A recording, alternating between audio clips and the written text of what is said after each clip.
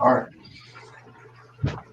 All right, man. What's good, everybody, man? It's DSA Above the Rim. We in the building, yo. We in the building. Man, you know we about to have a good show today. Shout out to everybody in the chat. All right, man. All right, I'm gonna shout out everybody in the chat. Sorry for starting a little late, but technology will fail you. I don't know what was going on with my internet, but I had to restart it, man. Had to restart the laptop. So now we getting things going. But all right, before that, man, let me introduce the panel of the day. We got some other people joining later, and y'all already know it's Free Smoke Saturday. Yes, It's sir. the NBA mock draft show. Let's get it.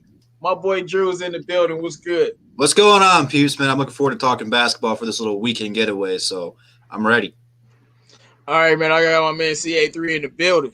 What's going on, man? Let's talk some basketball today. Let's get these mock drafts cracking. And all right, man. Houston wins game one. All right, so before we start, I do have to say one thing. Look, we ain't never right. We be wrong, and that's why we come to this show. And every week we don't run, we don't hide. When we're wrong about something, we got to talk about it. My man Giannis, it ain't looking good. Like it don't hurt. But man, I really thought Milwaukee was gonna beat the Heat, and the Heat was like, "Fuck out of here." Chris Middleton is a bum. He like y'all really think a team with Chris Middleton gonna beat us, bro? Come on, bro. So I mean, it is what it is. They lost. I don't think they'll get swept, but it doesn't matter. They're gonna lose the series. It looks all bad for them right now, and like it just does. And all I'm gonna say is I pray Giannis gonna go to Golden State, and if he do, that's what y'all get. Because all this hate y'all give me, he go to Golden State and they win for the next 3 years. I'm just laugh. So I hope he stays in Milwaukee, but they got to get rid of Chris Middleton. Why the hell did you get rid of Malcolm Brogdon? Y'all remember when they got rid of Malcolm Brogdon? Y'all remember I did not like that. I was like, why did they do that? The man shot 50, 40, 90, and you got rid of him for Eric fucking Bledsoe? Like, he's a scrub, man. Come on, man. Like, come on, man. You got Eric Bledsoe getting outplayed by Goran Dragic. Goran Dragic looking like, man, he looking like prime Larry Bird in a point guard body, bro. This boy out here hitting big shots and screaming in their face. Like, Eric Bledsoe was what got Terry Rozier paid. You said what? I said Eric Bledsoe got Terry Rozier paid. How? I said because he made Terry Rozier look so good in that playoff series, he got him paid. Oh yeah. Hey man, we got Pistons Talk in the building joining us, man. What's good, bro? Sorry I'm late. I was eating again, but ready to talk some basketball with you guys. Right, man. Hey, Benjamin Foles, he said Heat in 5. Yep, Heat in 5, man. I definitely think it's gonna be Heat in 5. But if they get swept, I'm done, bro. Like, I'm not gonna even talk. And I told CA3 if they lost game 3, bro, it was gonna be bad for me. I told them, and they did. But then the Lakers got that ass whooping they deserve. So we gonna talk about that. But yeah, man, it's Free Smoke Saturday, man. Disclaimer: if you don't want to hear cursing, man, it's Free Smoke Saturday. So you gonna hear it today. Let me tell you something, man. Look. What do y'all think about Giannis? Is he still a top 5 player? Because I got people idiots on Twitter. You know how they are. Oh, yeah. They jump out of pocket like the man is 25 years old. I could have sworn Michael Jordan won Defensive Player of the Year MVP, and he lost in the first round. But we ain't gonna talk about that. But I'm gonna start with you, Pistol Salt. Is Giannis still a top 5 player if they lose the series like this? He's a regular season top 5 player. He's not a playoff top 5 player. All his success comes in the regular season because teams they're just going to let him do what the hell he wants. But the Heat are doing exactly what the Toronto Raptors did last year. They're just trapping him. He's not a top 5 player in the playoffs, but he's a top 5 player in the regular season, in my opinion. Yeah, I don't know if I agree with that, but all right. Because if Giannis has been playing well, he even played great in that second game. He can't really do. It doesn't matter what he does. If his teammate I mean, I watched them Milwaukee miss 6 wide open threes, and I'm talking about wide open. I'm like, and the Heat just kept scoring, and they like the Milwaukee Giannis a creative shot wide open in the corner, George Hill, Brook Lopez, and then they'll just go down and score. So it's Chris Middleton. He can't be a second option. and he's a third option at best, man. So I don't think it's an indictment on Giannis because on it like that, but it's really an indictment on Budenholzer because he's had the number 1 seed before that's gotten swept before. Like, of course, we'll be like it's LeBron and Kyrie, but I don't care who it was. Y'all shouldn't have got swept like that, and y'all won to like 66 games or something. Like, it was crazy. So we've seen this from Coach Bud.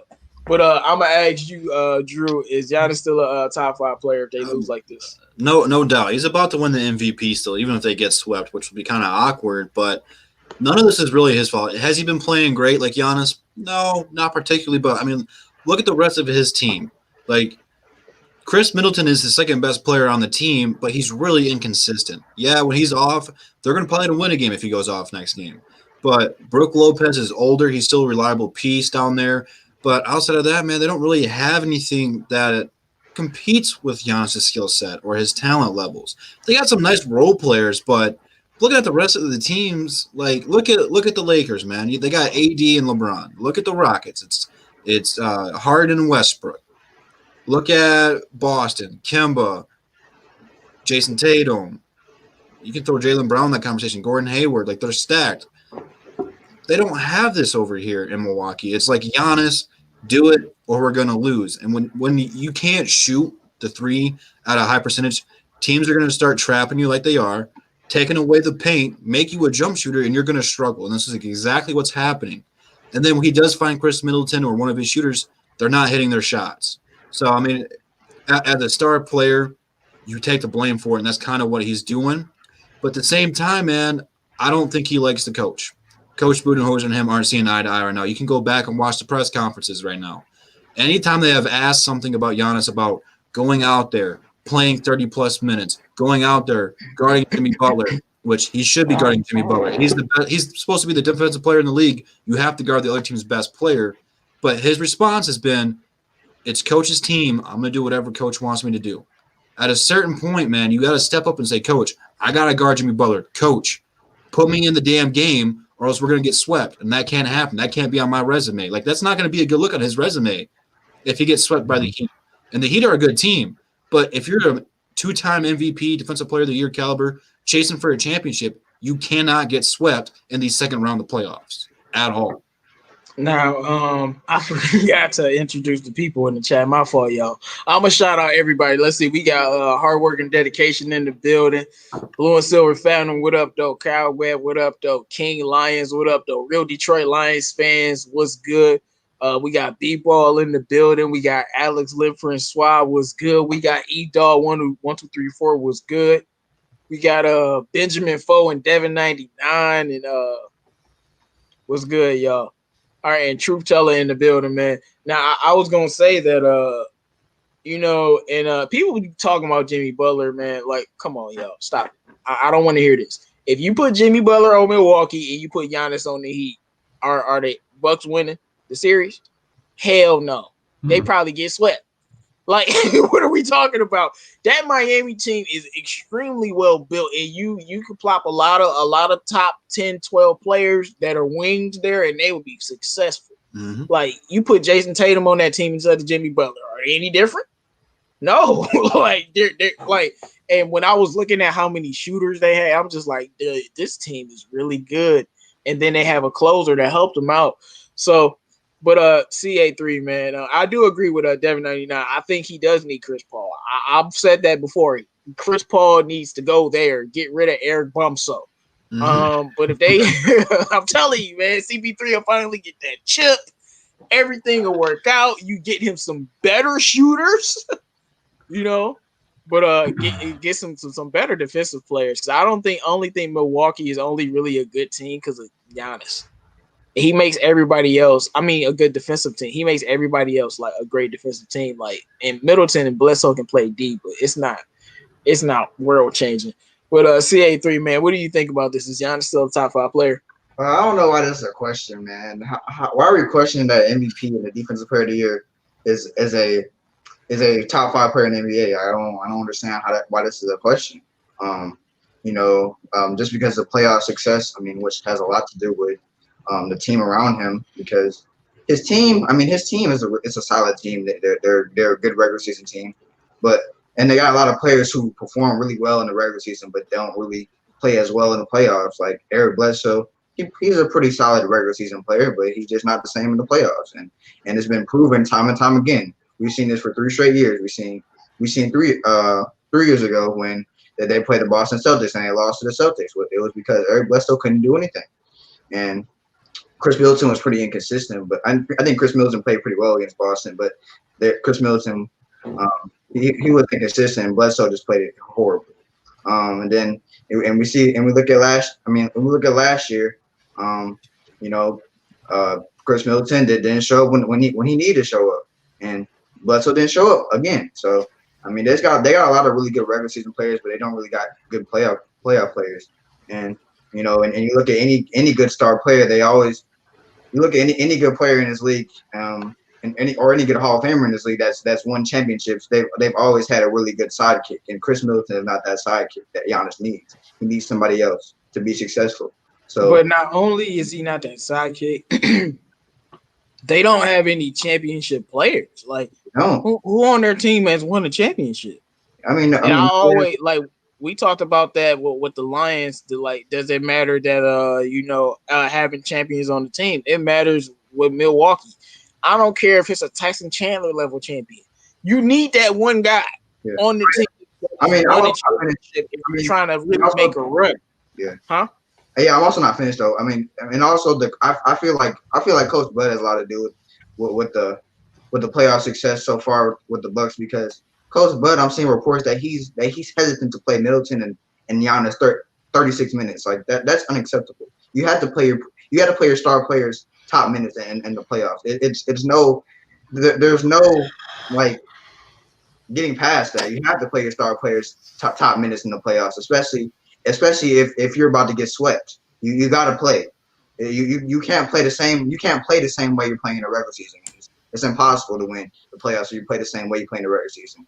They need to get Stan Van Gundy out there. Stan Van Gundy would have played KCP and Marcus Morris for 48 minutes without even giving them a timeout, bro. Like, come on, man. Benjamin Folds talking about the fact that Middleton got a max. I don't give a damn if he got a max. I'm trading him.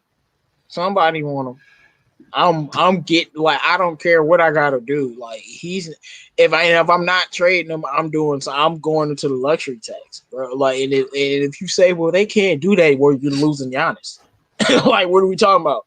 Let's be real. Like, it ain't my money to spend. But if you want Giannis, you going into the luxury tax. Ask LeBron James and the Golden State Warriors. They wanted those players. What did they do? Even Houston did it. Well, you know what though? Like, I'm not saying it's a good sidekick because he's not on that level, but Fred VanVleet's gonna be a free agent. Everyone wants him to come to Detroit. A lot of Pistons fans do. Like, he needs a second playmaker like that. Like, Bledsoe can't do it. At least VanVleet will go out there and get him buckets to give him a second option out there. I'm not saying it's a perfect fit. VanVleet probably low-key is better than every option on their team. That's an improvement. He's in the same tier though as Middleton. No, he's not. What? Like, he needs another star. VanVleet. No, I'm telling you. I'm gonna tell you who he needs. He needs Bradley Beal, man. That's who he needs, bro. Like, he need Bradley Beal or CP3. And we know like them players got big contracts, and it's hard to. But y'all got to figure out something. Like, maybe let OKC finesse y'all for Chris Middleton. They don't really have any trade pieces besides Giannis, though. That's the problem. Man, you got to do something, because you have to blow this team up. You're gonna have to pull like a Brooklyn Nets, man, and trade like 5 first-round draft picks to do so, because they don't have any. But that's my point, and you're gonna have to. I mean, sometimes I just said it. You let. Let's not all talk at once, guys. Say you do that. Talk at once. Say you do that. You say you have first 5-round picks, okay? Then Giannis leaves, you're going to be in tank mode. That means you're going to be tanking for 5 years without a first-round pick. Well, Giannis, if he's doing that, Giannis is not leaving. If you're giving up 5 first-round picks, Giannis isn't leaving. He can still request a trade, though. No, man, you're not understanding what I'm saying. If your organization is giving up 5 first-round picks, Giannis is going to be on the team. There isn't any way they giving up 5 first-round picks without him staying long term. That'd be like a KD move if he did that, man. Like, seriously. What? They trade 5 first-round picks and he bounces in like 6 months anyways. Oh, that'd be messed up. But no, that's what I'm saying. Like, that's what I don't know. I don't think if Milwaukee wants to keep, Giannis, they're gonna have to do something because you got to get him somebody else. Chris Smith, man, I told y'all about this guy, but obviously I think he's still a top 3 NBA player. After I will see what KD looks like after Bron and Kawhi, but hey, man, it is what it is, man. And we'll see if James Harden gets above him after he wins his championship. Hey, man, y'all sleep. We gonna get to it, but we gonna move on, you guys, and we will get to the mock draft in about 10, 15 minutes. We wait for Bravo, man. He asked us to wait for him so we can start the mock draft. The mock draft was his idea, so we gonna wait and move on to the next topic, man. But make sure you guys like the video if you haven't already, man. So and as soon as I say that, Bravo pops right up. Oh, boom. What's good, man? What's going on, everyone? What's good? All right, so we about to move on to the next topic. And I'm going to just put it simply. Lakers, Rockets, who's winning this series? Rockets. And we going to talk about it. Because I told y'all the Rockets was a problem, and y'all didn't listen. And I told y'all about OKC. I said OKC can beat every team in the first round but Houston. Because that team. They should. No, they shouldn't have. They should have lost in 5 games. But we ain't gonna talk about that. So when you looking at it, man, we gonna start with you, Bravo. This Lakers Houston series, man. Yeah, then we'll do the mock draft after. After we talk about Lakers and Houston, man.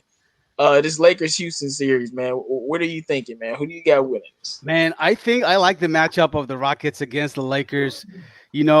I feel like they're going to give them a really hard time. You'll see this. So I'm not going to say Rockets is going to progress, but I'm rooting for the Rockets for sure.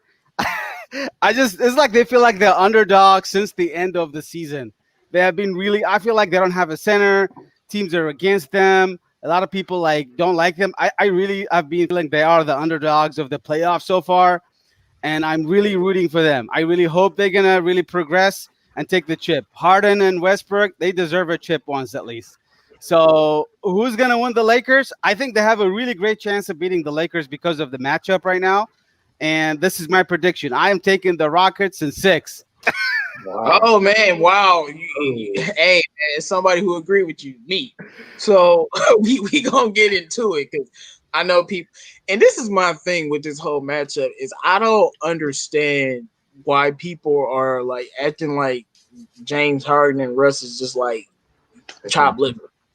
I'm hearing Lakers in 5. I heard Lakers in 5 before this series. I'm talking about y'all delusional. But we just gonna go around and we gonna see what y'all think about this series, man. Pistons talk, man. So this Lakers Rockets series, what do you think about it? Who do you think is gonna win this series? Rockets in 5. Honestly, are you dead serious? I'm dead serious. Last night, let's go. How are y'all on the Rockets bandwagon? I expected to defend them and defend my honor all day. Drew, you got Drew. Hey, Drew, y'all sleeping. Y'all about to be woken up. Go ahead. The reason why I believe the Rockets will win in 5 is LeBron's supporting cast right now, outside of Anthony Davis, is absolute trash. PJ Tucker can handle Anthony Davis. Anthony Davis isn't going to go off for 50 or anything like that. And you're looking at a third option. KCP, really? Danny Green? And J.R. Smith and Deion Waiters can't even get in the game? Honestly. LeBron's going to need another star eventually. They're probably going to go get in Vic Oladipo this summer just so he can have another star so they can actually compete for championships. I think it's going to be Rockets and Clippers Western Conference Finals. I think Victor Oladipo might be good for them. Yeah, I mean, and I remember one thing that Max Kellerman was always talking about. He said he always said he doesn't think the Lakers will win the championship in their first year with LeBron and Anthony Davis. And when I'm really looking at it, y'all, I'm just looking at the facts. They don't have a good supporting cast and they lack shooting. And I'm just looking at how do you beat the Rockets? You beat the Rockets by being able to shoot just as well as them and being able to score and play defense just as well as them. There's one team that can do that, the Clippers. But the Lakers, they don't have the shooting or the scoring. They definitely had the defense to match and definitely have the star power. But like I said, Robert Covington and PJ Tucker, as Pistons Talk was saying, after AD, Covington and PJ Tucker are literally better than every player on the Lakers. Better role players, them two.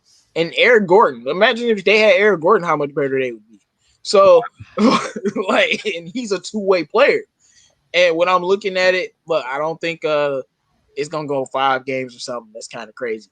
I think it's gonna go 6 or 7. It has to go 6, because if it goes 7, Rockets will lose because James Harden is the worst Game 7 player we've ever seen. Like, if it goes 7, I'm picking the Lakers, like straight up, because LeBron is literally like the greatest Game 7 player ever, and he's the worst. And I'm sorry, Westbrook, dropping 20 and 10 ain't gonna be enough in Game 7. To beat Bron and AD with James Harden having 17, 15 points, bruh. So, but I think, they got a blissful forehand. And look, I'm just looking at this stuff with no biases, and I'm looking at it, and we said it before, who was guarding James Harden and Russell Westbrook? And all I heard was, y'all said that about Dame and CJ, bruh, that you can't compare Dame and CJ to Harden and Westbrook. I know, like, all y'all think Dame is better, but it's a debate whether Dame is better than Westbrook and Harden is better than Dame. That's not even a comparison. Like, so you can't compare those. You can't compare those two. And then they got shooting. They play defense. Why wouldn't they win? They play small ball. Didn't the Warriors win with a small ball team? Mm-hmm. I mean, it was a different team. What would they have? They had that firepower that Harden and Russ has. Yeah, but and their those small ball shooters. team was different though. They had like But my point is, Bogut it's and still a McGee small out there ball. who are real centers though, and this Rocket team's got a guy who's 6'7" playing center. So it's a smaller small ball. I mean, Covington is 6'9" and he starts, so he might not play center, but he starts. And the Warriors, depth lined up. I was just saying, we've seen small ball win championships before. And let me say this one more time. I know LeBron is LeBron. I'm not going to deny his greatness, but the only team that's been able to stop James Harden from winning championships is what team? The Golden State Warriors. Mm-hmm. And where are they? Sitting on the couch. Exactly. So I'm not going to doubt Harden, if he got Russ and his team shows up. I'm going to be honest with you, man. But I think the Rockets would beat them in 6 games. I truly do. But we'll see what happens. But CA3, man, what's your thoughts on this? Man. I always thought going into the series, it would be an extremely tough matchup for the Lakers, because literally the Rockets can literally exploit like all the Lakers' weaknesses is something the Rockets can easily exploit. Like the Lakers, they lack shooting a lot of times. Like they're very inconsistent 3-point. They're a really inconsistent 3-point shooting team, and they. I think kind of their size and AD's kind of ignorance and not wanting to play center is going to hurt them. If AD doesn't want to play center in this series, they're not going to win the series. And I really think ever since the playoff has started, I haven't really been able to come up with a decision between the Lakers or Rockets winning the series or the championship, because I feel like whoever comes out of the series from the beginning of the playoffs was going to win the championship. Definitely been saying that. And I thought, especially when I saw early in the Thunder series, I was actually starting to really believe that the Rockets were going to win the championship, because then maybe their ability to play, without Russ, it really showed that they really have depth and that they're able to win, without one of their guys playing that well. Because like if you look at the Rockets, they're able to win games if either Russ or Harden plays well. Like, but both of them don't have to play well for them to win games, because either Russ is going to play well or Harden's going to play well, and one of those role players are going to show up. It's gonna either one or two of those role players are gonna show up every game. It's gonna happen. So that's why I trust the Rockets so much to at least take the Lakers to 7 at the least, and easily win the series. Because I trust their role players more, and I trust their duo. I mean, they have the top scoring duo in the league this year. And I trust them. I think Russ is he's slowly coming back to his pre-injury form. I think if he comes back to his pre-injury form, they're gonna win this series, and that's why I have the Rockets winning in 7 games. All right, Drew, man. First of all, before that, yeah, I don't think the Clippers. I don't trust Payne the MVP. I told y'all Clippers not winning because of Paul George. Don't be fooled because he's beating up a depleted Mavericks team. Come on, man. Yeah, don't be fooled. But all right, Drew. What do you think about this Lakers and Rockets series? It's going 7 games. It's not going to be over in 5 either way. Now, I'm going to give credit to Houston. They have played better than I thought they have or thought that they would. At the end of the day, both LeBron and AD need to step up, bro. There's no excuse for LeBron and AD to be clamped up by PJ Tucker. Now, he's a good defender. Don't think I'm knocking him there. But you have 2 of the top 5 best players in the entire NBA, and you're letting this guy clamp you up. Like, not just, like, making you miss a shot, but, like, shutting you down. Like, I think I've seen the statistic, like, AD only had 2 points when PJ Tucker was guarding him, if I'm not mistaken. Like, bro, you cannot let that happen. You got to be more aggressive. It's going to happen all series. Right, and if it does, keep shooting the ball, bro. You're 7 foot tall. Like, do a hook shot. Do something different. But they're being intimidated. Like, AD's not on LeBron's level there mentally. Like, LeBron needs to step up right now and show the Lakers why he is the chosen one, quote unquote. And I think game 2, it's a must-win game for the Lakers. If they do not win game 2, they're out the series. They're done. And it might go to 6 or 7 after that, but they're not going to win. It's a must-win game. I still think the Lakers can do it. The problem with it is it's the same problem with Golden State when Golden State was really good. Teams wanted to shoot the 3 like the Warriors to beat the Warriors. You don't have the weapons to do so. The Lakers' best offense is getting down low in the paint. You got JaVale McGee and Dwight Howard down low in the paint. Do some pick and rolls. Give them some alley-oops. LeBron's great in the paint. AD's great in the paint. Get down there and play some bully ball. Until they do that, they don't have a shot. They have to step up there. But in my opinion, it does not matter who wins this series because they are going to lose to the Clippers. No, they're not. Whoever wins this series is winning the championship. Nope. And I'm not even talking pandemic P. Kawhi, Montrezl Harrell, and Lou Will is going to be too much for them. No, they're not. I wanted to talk about the Lakers versus Russ and Harden if they play well. No, it's all right. But I wanted to talk about the Clippers because I think the Lakers could beat the Clippers because of matchups, and I think the Clippers match up a little bit better than the Rockets do. I mean, the Lakers do because they can shoot better. But yeah, they beat the Lakers. They beat the Clippers. Man. Stop. It looks like Drew is so against Russ and James Harden, and he just doesn't want to believe in them being the contender. No. It's not even like that. If they beat the Lakers, you gonna pick the Clippers to beat them for real? The Clippers are a better defensive team. You guards. You taking the Clippers? Stop it, bro. Yes. They gonna beat I had the Clippers beating the Lakers anyway, so don't think I'm playing favorites. Look, who are the Lakers putting on? Paul George is not going to show up. Who are the Lakers? Y'all understand? Whoa. Who are the Lakers putting on James Harden and Russ right now? No, who are the Clippers putting on them? They're going to put Patrick Beverly. They're going to put Kawhi. They're going to put Paul George on there. They're going to switch it. He's going to cook him. The only thing the Clippers cannot do is when it's a close game is put Paul George on him because they're going to hit a buzzer beater. That's the only thing they can't do. This is the same Clippers team that couldn't guard a second-year Luka Doncic, and you think these man's gonna guard James Harden? That boy gonna cook them. Luka Doncic hey, what Shannon Sharp said? He had a conga line to the basket. They had a conga line to the basket. Talking about Finney Smith. I'm talking about Tim Hardaway Jr. I'm talking about Trey Burke. That boy, And you think they couldn't stop Luka, but they gonna stop Harden after they beat the Lakers? Nah, bro. I'm telling you, they didn't have Pat whoever Beverly, win, if they beat the Lakers, they gonna cook them boys. Well, Clippers, if you watch, they are overrated defensive team. I'm trying to tell y'all. Dude, Reggie will come out there and put some clamps on them. Just don't. yeah, but if you watch the Houston and Clippers matchup this year, you can watch almost all 4 of them.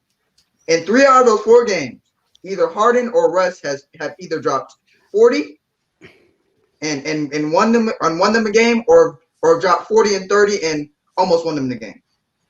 If you look at the last time the Rockets beat them, they couldn't do nothing with Russ.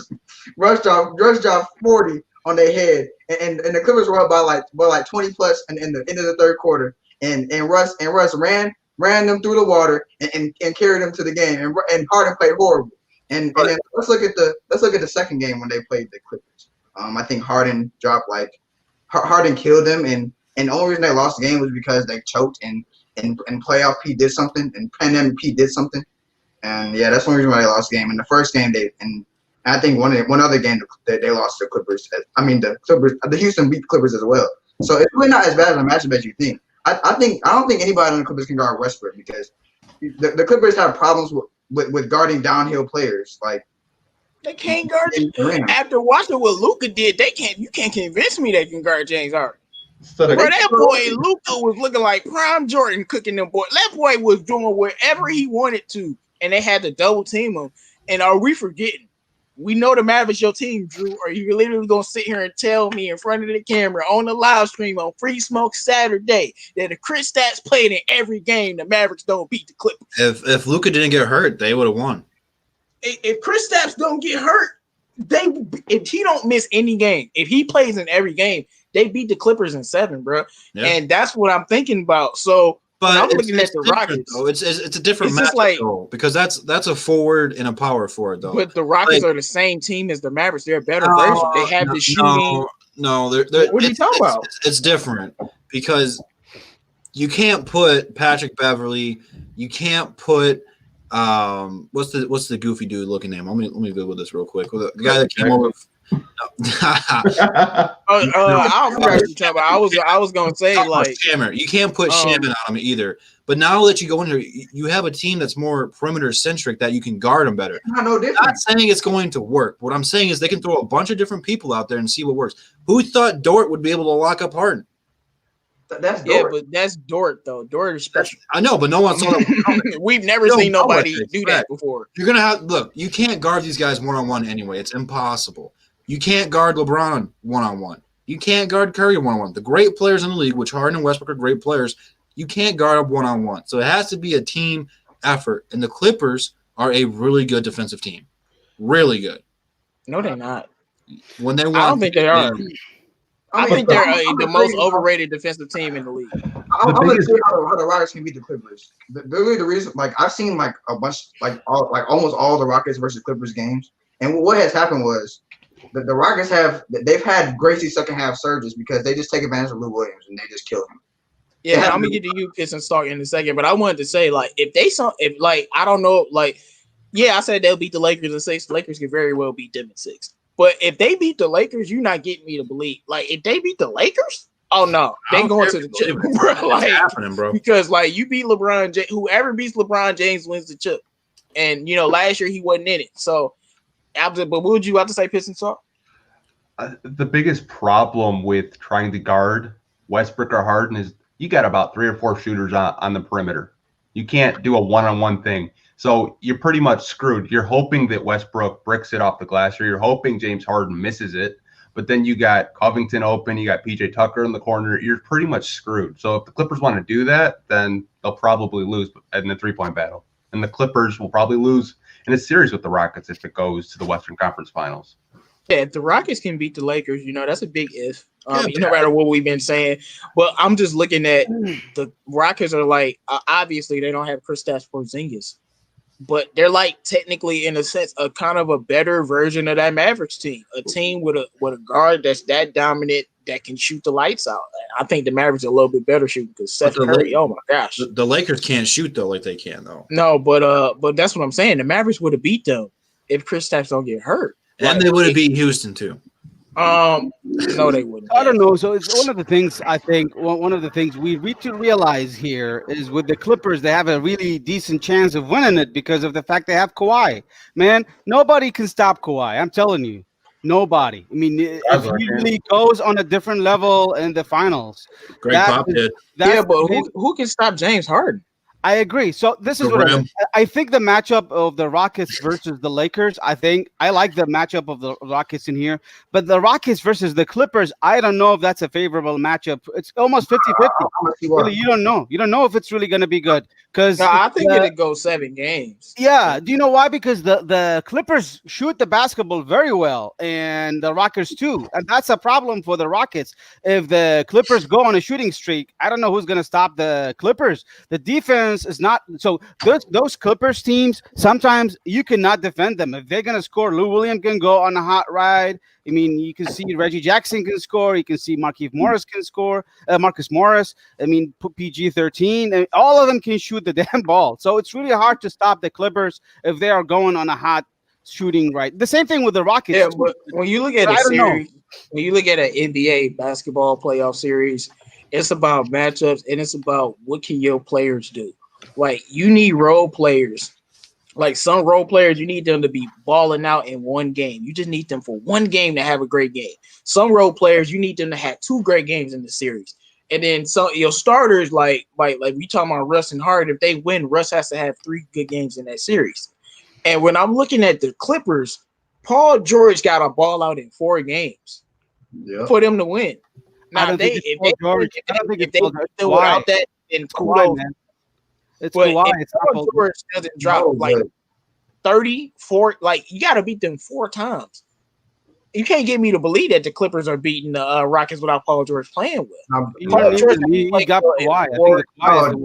That's the thing. Kawhi isn't enough. Kawhi had Pascal Siakam and Fred VanVleet and Kyle Lowry and Serge Ibaka and Marc Gasol playing their ass off. He needs, like, you saw they was about to lose to the freaking Mavericks, and Kawhi was dropping. He was averaging like 30 and 10, and the Mavericks was working their ass. That's when Pandemic P showed up. All I know that Kawhi was averaging 30 and 10, and the Mavericks was still busting them up. And so when I'm looking at that, you need Paul George. You cannot really underestimate. It's like he's like the second tier behind LeBron, in my opinion. Kawhi and yeah, but I mean, if they beat LeBron, he's a champion. So when I'm looking at it, you need Paul George to play well in 4 games. Hey, you know me. I just don't know if he's gonna do that. I'm rooting for the Rockets. You know me very well. Listen, Bravo. I don't care. I don't care if you're Kawhi. I don't care if you're Jordan. I don't care if you're LeBron. The thing is, you're not gonna win if your second star doesn't play well. You're not gonna win a championship, and you're not gonna win any crucial series. Your second best player doesn't at least give you decent production, decent to good average production. And Paul George, he hasn't shown that he can give that consistent production in crucial playoff series. And so, when Paul George can do that, they're not gonna beat the Rockets. I promise you. I hope so. And y'all, we about to move on to the mock draft. But when you look at the Lakers, that's the same thing. AD has to in 4 games in this series, if they win, AD has to drop 30, like 35, like 33, from like 30 to like 35. If he do that 4 times, they'll win. Straight up. And he didn't do that last night. And I think PJ, that's another conversation. And it's the same thing with Giannis. Like, Chris Middleton he can't be dropping. Like, that 28 is nice. You know, that 19 is nice. But sometimes, Chris, we need you to give us 35. You know what I'm saying? Like, we seen Kyrie do it. We seen even when D-Wade was playing with LeBron in those playoffs in the East, D-Wade was taking over series. And we seen what Kristaps was doing with Luka Doncic dropping 30. And when I'm talking about that, it comes to what are your number 2 options are going to do. And I trust Russ and the Rockets role players, but we'll see, man. They got to get past the Lakers. That's a juggernaut that they have to beat, and it's not going to be easy. But, you know, I think if they do beat the Lakers, like I said, whoever wins this series is going to win the championship. The Lakers beat the Rockets. The Lakers, I don't fear the Clippers versus the Lakers. I just don't. I just feel like that's a chip on the shoulder LeBron type thing. And I think he's going to take that extremely personal. And when you're talking about matchups, AD a matchup nightmare for them, for the Clippers. Let me just I can't believe I'm saying that. So I don't mean to interrupt.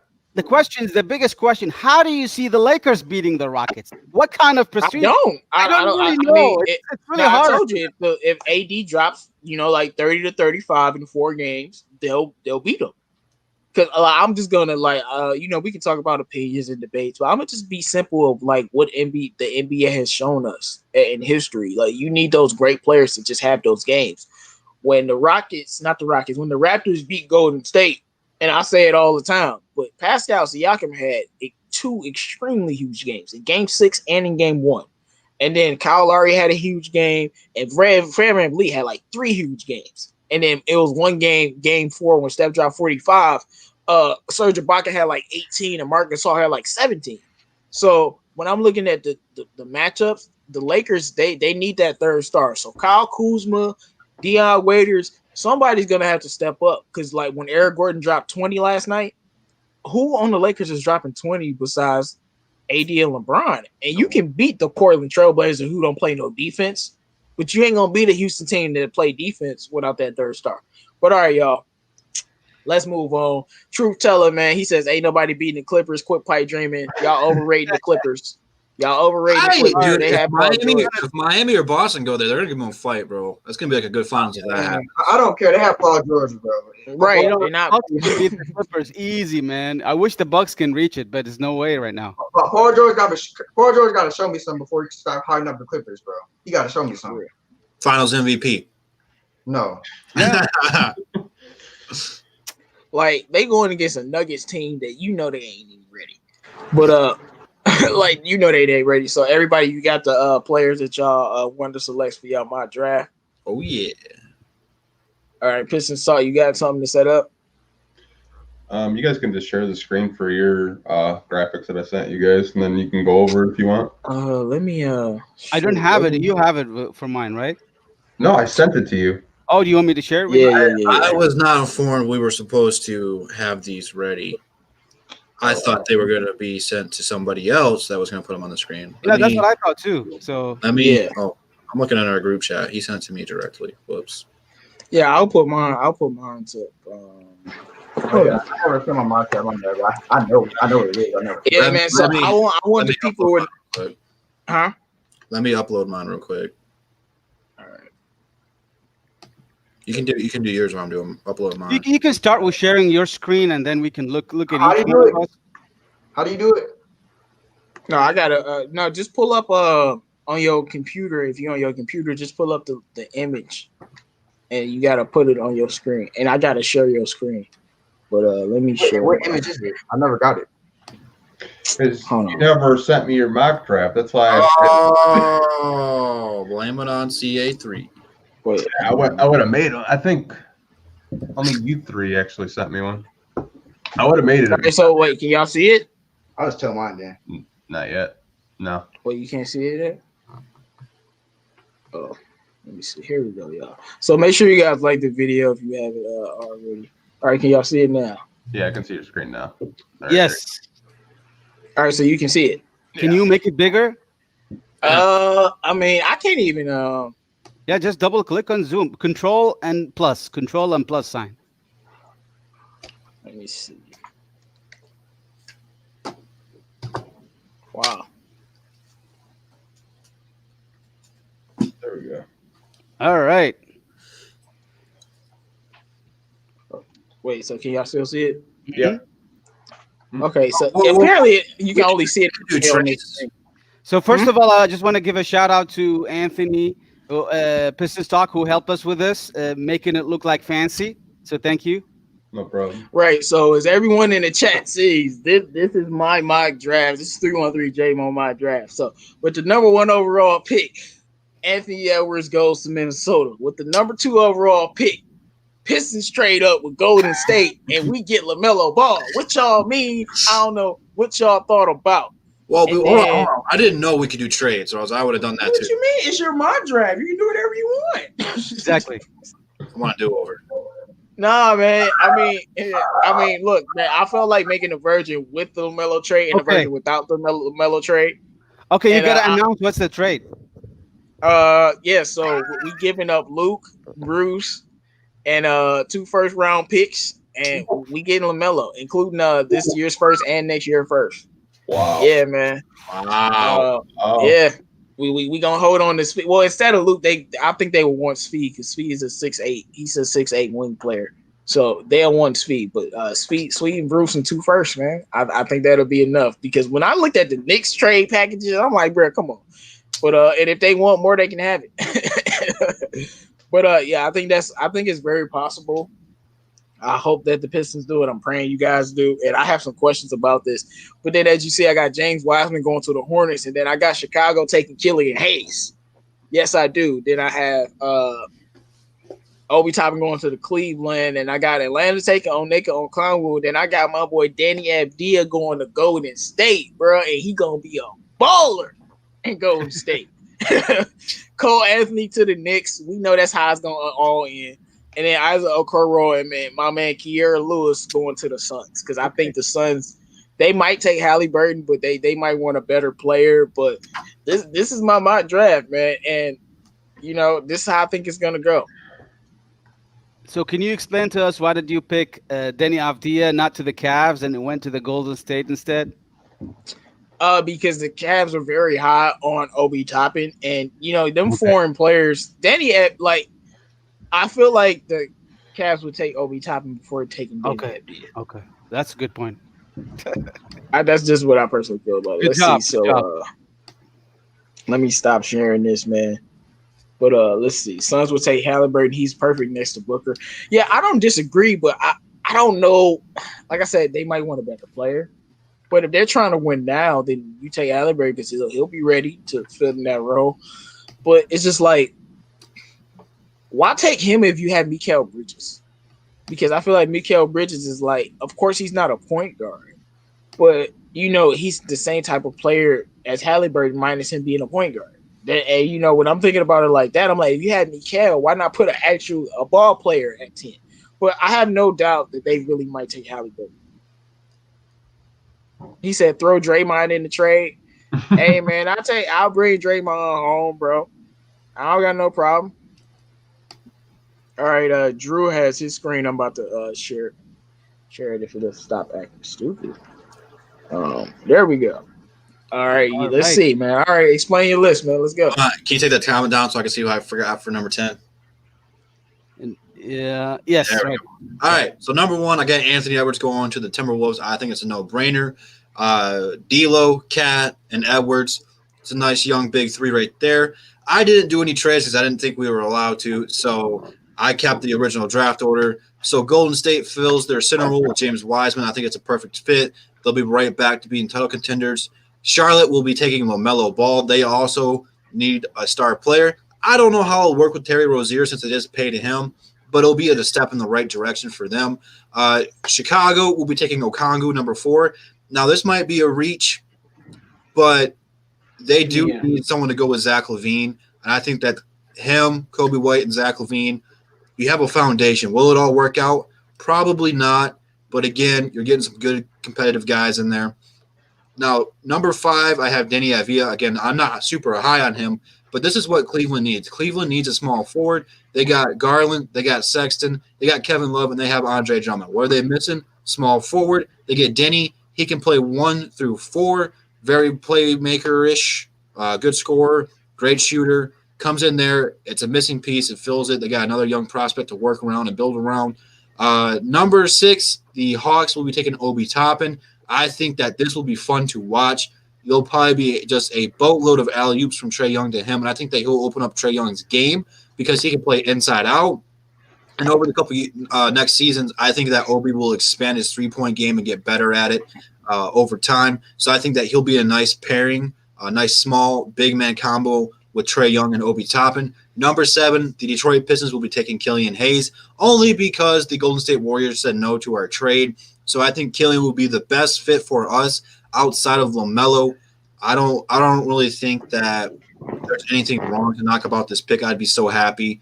4G, man, I know you've been talking about Vessel for forever, man. I have the New York Knicks taking him. There's not really much to say here. The Knicks are going to do Knicks things. I don't know if Vessel's a top 10 pick, but the Knicks will be taking him. I like Vessel. He's solid, bro. What's up? But why wouldn't they take Cole Anthony, the Knicks? Because of the Knicks. Nah, Yeah, I mean, So I've heard a lot of rumors. A lot of Knicks fans, they're very high on Devin Vassell and Kira Lewis and Cole Anthony. So Devin Vassell is a good fit for them. It looks like it. and I see some people in the comments. Yeah, man, I'm very high on Devin Vassell. I think he's gonna be the one player that there's nobody talking about with those other lottery picks that's gonna be just as good. Like, I think he's gonna be a good player. It's like when I'm just looking at he can shoot and it's natural. That's something that'll translate. And, he's a very good defender and he knows his weaknesses and he's working on them. They were talking about his weight. He dropped a video talking about working on his weight, talking about his handles, talking about he can't create off the dribble. You see videos of him creating off the dribble. So this is a guy that already knows his weaknesses and is willing to develop them. And if he develops his weaknesses, you're talking about a 6'7" wing that can shoot the lights out and put the ball on the floor. So I think Vassell is going to be very solid. But yeah, Driola's got some holes in it. Onyeka Okongwu to the Bulls. They got Wendell Carter Jr. Yeah, That's not gonna happen. Danny Avdia to the Cavs. As people were saying in the chat, they have Cedi Osman and they have Kevin Porter. That's why I picked Obi Toppin. Yeah, I just think he's the player that they gonna take. Osman. They got a lot of ball handlers, man. They still got Colin Sexton. No, Osman is nice, man. Don't sleep, man. He just, he in Cleveland. They have John. Obi Toppin not going to the Hawks, but they got John Collins. Right.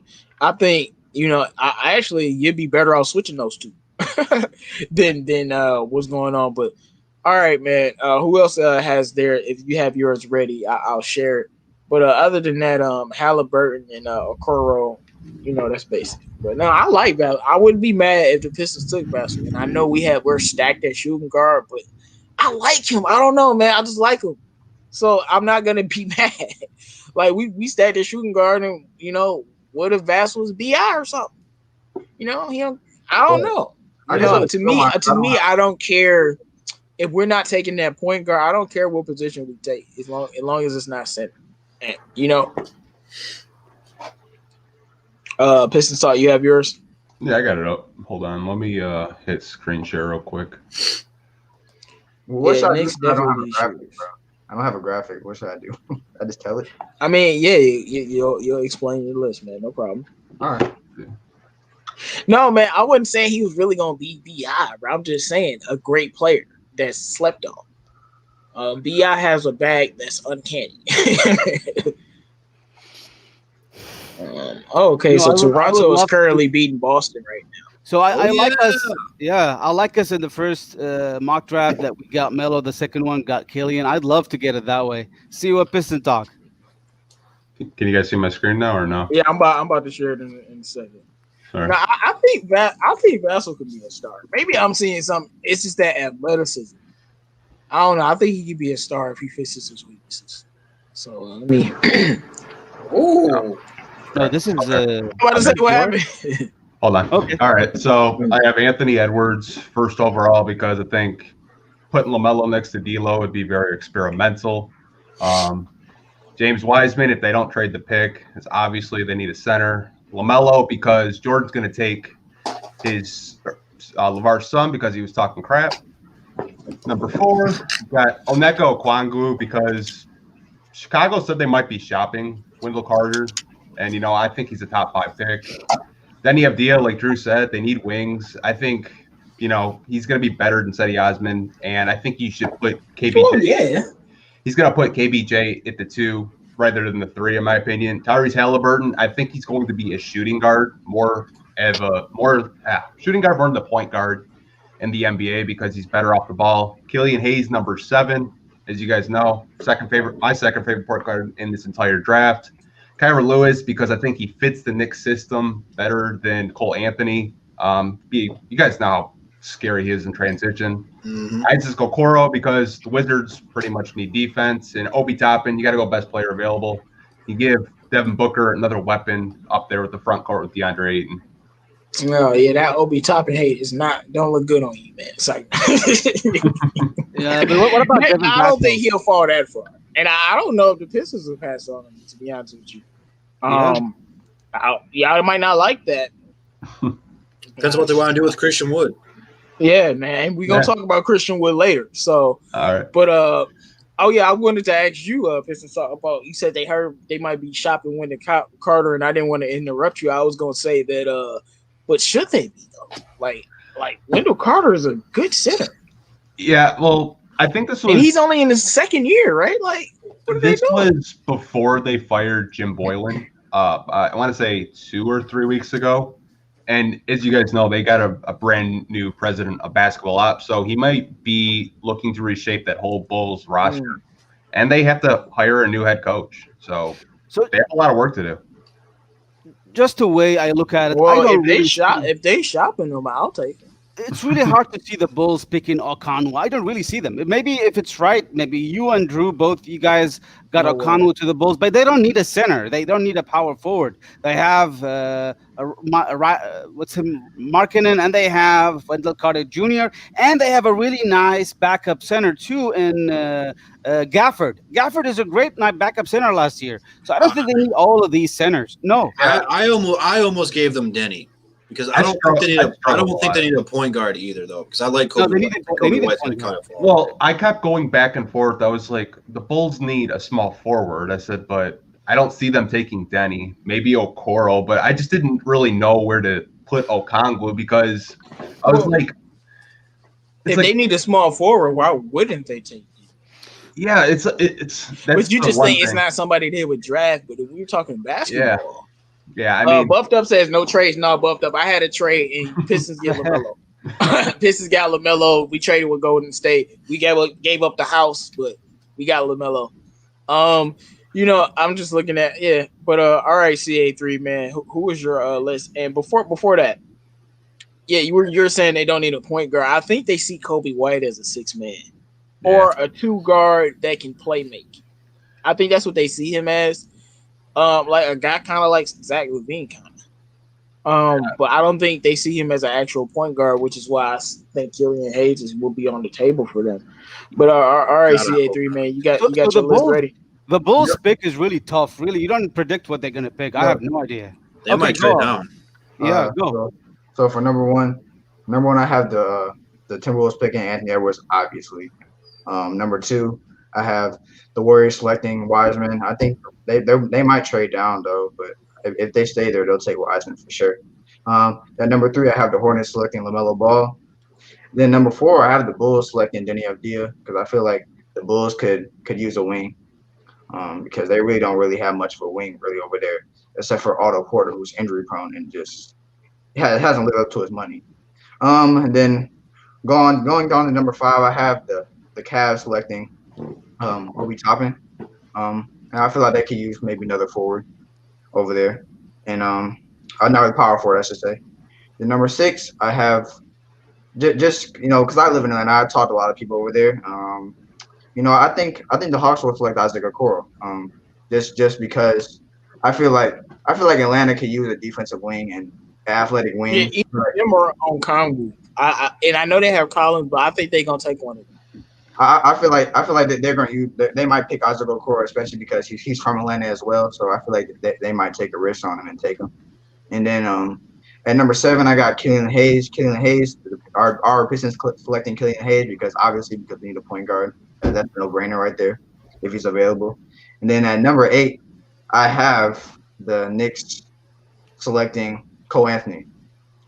Just because I think that they could use a guard in Cole Anthony, and also his dad played there, and he's from New York, so I think the Knicks may take Cole Anthony just because of that also, and they also need a point guard as well.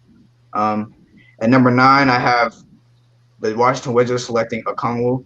I feel like the Wizards could maybe use a center. Thomas Bryant's pretty good, but they could use another center. And then at number 10, I have the Suns. I think I have the Suns selecting. I have the Suns selecting Kyra Lewis. Okay. I was kind of stuck on between Kyra Lewis and Tyrese Halliburton, but I think they'll select Kyra Lewis because I feel like Kyra Lewis would work with Devin Booker better. Yeah, and I'm be honest. The only reason I really picked Kyra Lewis because I'm such a huge Devin Booker fan. I hope they don't get Halliburton, bro. Like, get him a star in the backcourt. You know, Yeah. I mean, he don't really need another star with him, but it couldn't hurt. Devin Booker has to get tired sometime, and you need somebody else to cook. Everybody could use that other player, and of course, Halliburton would fit well. But people in the chat, let me know if y'all have us all like taking Killian Hayes. But let me ask y'all this: Why do none of y'all think that we're gonna trade up? I didn't know we could do that, to be honest with you. I think there's a possibility. There's definitely a possibility, but I don't know. It's hard. Maybe because we don't want to give up assets. I guess maybe. My real question though is Golden State our best bet, or would Charlotte be our best bet? Golden State. Golden State. Yeah. See, I'm not convinced that Golden State is not taking LaMelo. Yeah.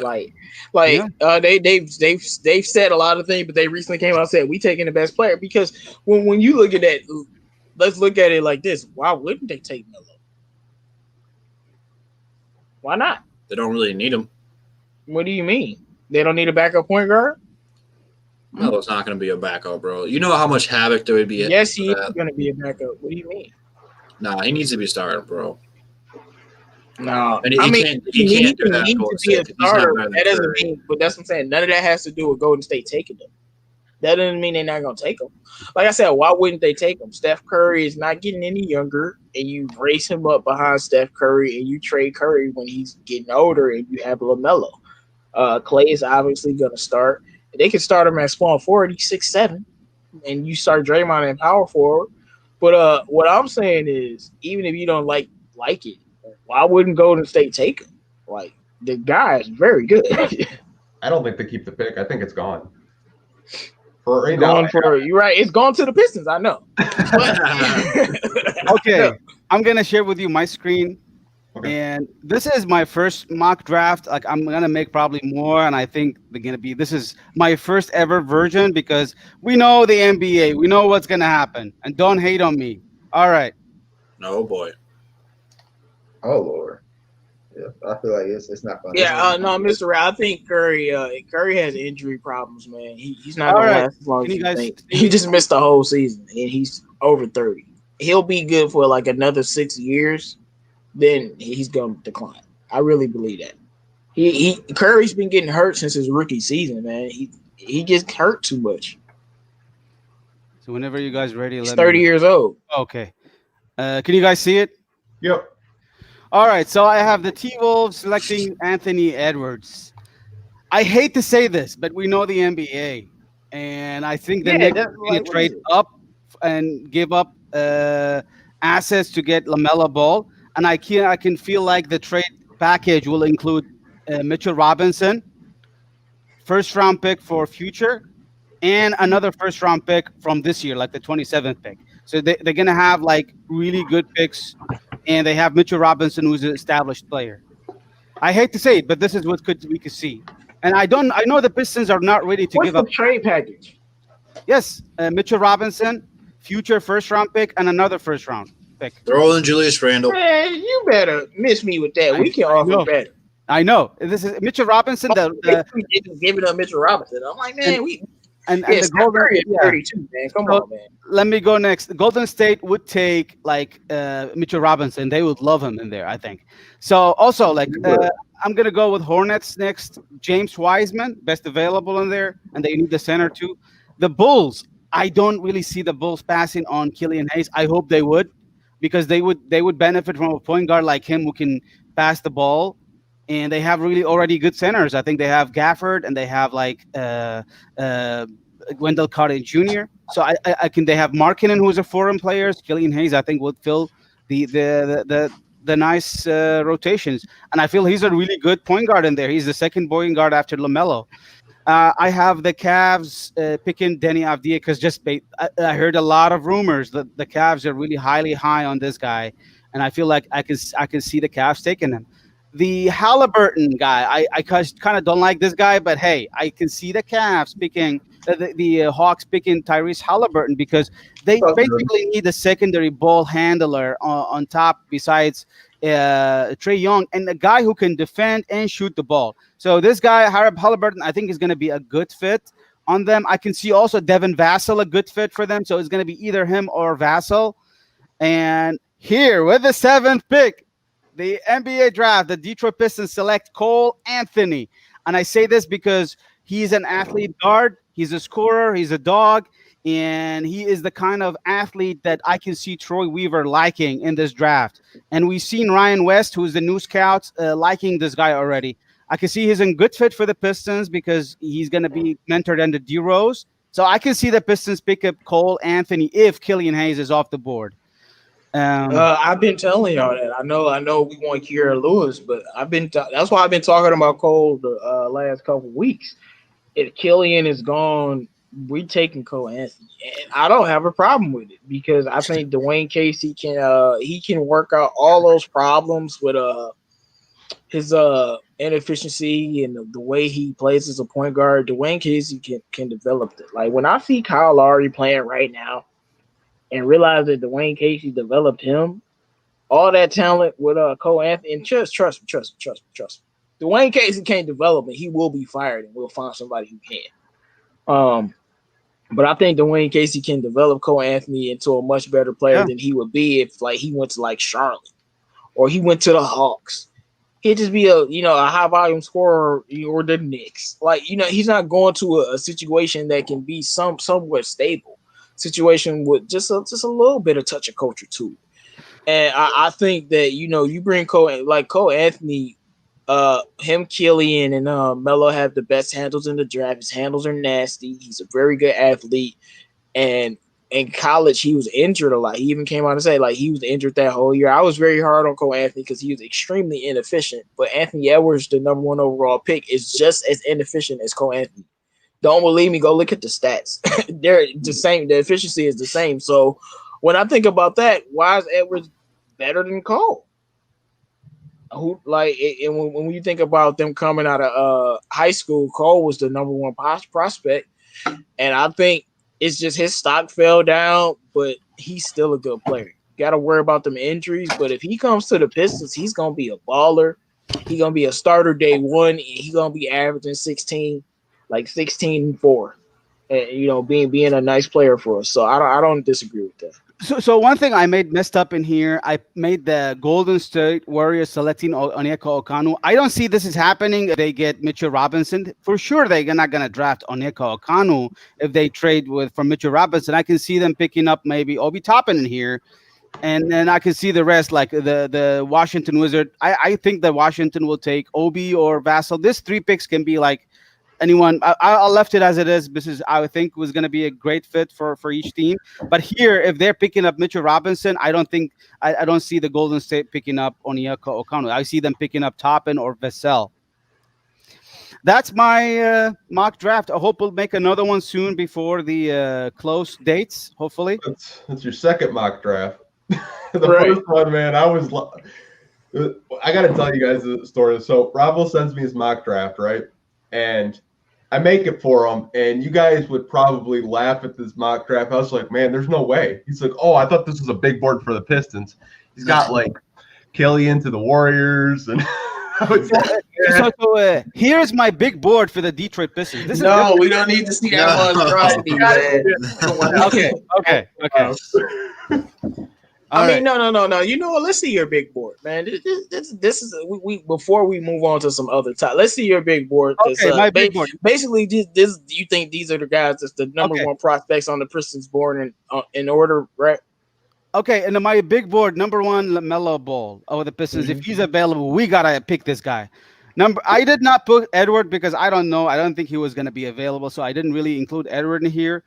Number 2, after Melo, is Killian Hayes. Number 3, on my big board, if Melo and Hayes and Edward are all gone, we should go with Cole Anthony. Number 4, I pick up James Wiseman. Number 5, Denny Avdia. Number 6, Kira Lewis. Number 7, Devin Vassell. Number 8, Obi Toppin. Number 9, Onyeka Okanu. And I guess 10, I just put somewhere like I don't think Edward is going to be there, but Edward should be on the first 1 or 2. This is my point. So I definitely see Melo, Killian, and Cole. These are the three. We gotta have to pick one of those, in my opinion. Yeah, so I'm taking Danny Avdija before I'm taking Wiseman. Yeah, I like Wiseman. no. I would just put Avdija above Wiseman. I know he's a wing, but him and Sekou can play together because he's a playmaker. But I like what True Teller says. He says Cole Anthony has the best attribute that none of these other point guards have. He gets to the free throw line probably I think it's like 7 point something, almost 8 times per game. He's going to attack. That's what the Pistons need. And I've said this before. Derrick Rose is better. I'm not trying to compare like careers, but what's the difference between a young D Rose and a young Cole Anthony? They look very similar to me. Of course, D Rose, I'm a little bit more athletic, but Cole is extremely athletic. They got the same craftiness, and I could see D Rose coaching him up, and he can play just like D Rose. I think he's more that type of point guard where, yeah, I can make plays, I can do this, but I'm a scorer. And I think D Rose can help Cole be a young version of himself. And I think it'll help us. He's not going to be good as young D Rose, youngest MVP ever. But, that's what I'm looking at. But we going to move on to the next topic, man. Make sure you guys like the video if you haven't already. As Jacob says, bravo to go, because he has the he has the big board. Anybody else disagree with that big board, though, or y'all straight? I'm straight on it. Okay. Well, I really hope you guys are right and we pick Killian Hayes because he is the second on my mock draft. I really wish we get him. This is what my wish is this year. Oh, last time you wished, probably you were really disappointed. Yeah, you're right. Even Cole Anthony is good, man. It's okay. All right. Right. So, Sekou has been balling out with his off-season workouts. We've seen a lot. And my question is, are you impressed with what he's been doing and the way that Dwayne Casey has been responded, or is it just a bunch of nothing and just a bunch of window dressing? We're gonna start with you, CA3. His off-season workouts. It's kind of hard for me to have a reaction on them because I haven't seen them. I haven't seen that in game yet. So I guess really until I see a lot of improvement in game, I can't really. I'm not gonna get really too excited, but it's a great sign that Dwayne Casey is praising Sekou. Considering the fact that a lot of last year that Dwayne Casey has really been a tough critic of Sekou's, and and Dwayne Casey even admitted that he's been extra tough on Sekou, to try to get him to improve.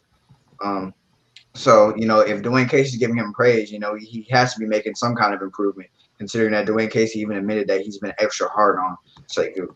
So I think that's a really good sign that Dwayne Casey is praising Sekou. Piston Star, what do you think about this topic? I think with all the, the workout videos, him splashing threes this week like crazy, I think the reason why Dwayne Casey's been, hyping him up and so hard on him is because he sees the potential that's there. And I think Dwayne Casey is just excited for the future of the Pistons. That's the way I see it. Okay, Bravo, what's your thoughts on this? You guys know me very well about Sekou. These highlights of him dribbling, shooting the ball, dunking the ball, I've seen him before, even in the training for last year's draft. I was very impressed with his video, actually, the most last year. These years, I really liked. He looks like he built up some weight, muscles. It looks like it. He looks like he gained more upper body strength. I like that. And I seen him a few times, doing a lot of weightlifting, which is kind of interesting. I don't know if they're really gonna do like a huge amount of weightlifting, but hey, I see him like he gained more arm strength. The only question for me, it's really hard. Like I say, agree with CA3. We can't just hope and expect a lot of surprises from him. We know Sekou very well. We just need him to see him one-on-one. So what we can do is let's wish that by the next 10 days, we'll have the Pistons mini camp, like a small, a small lockdown. They're going to have the Pistons mini bubble in market teams. They're going to start on September 14, 15. We can hopefully see some videos for Sekou one-on-one with the rest of the players. So that's our hope.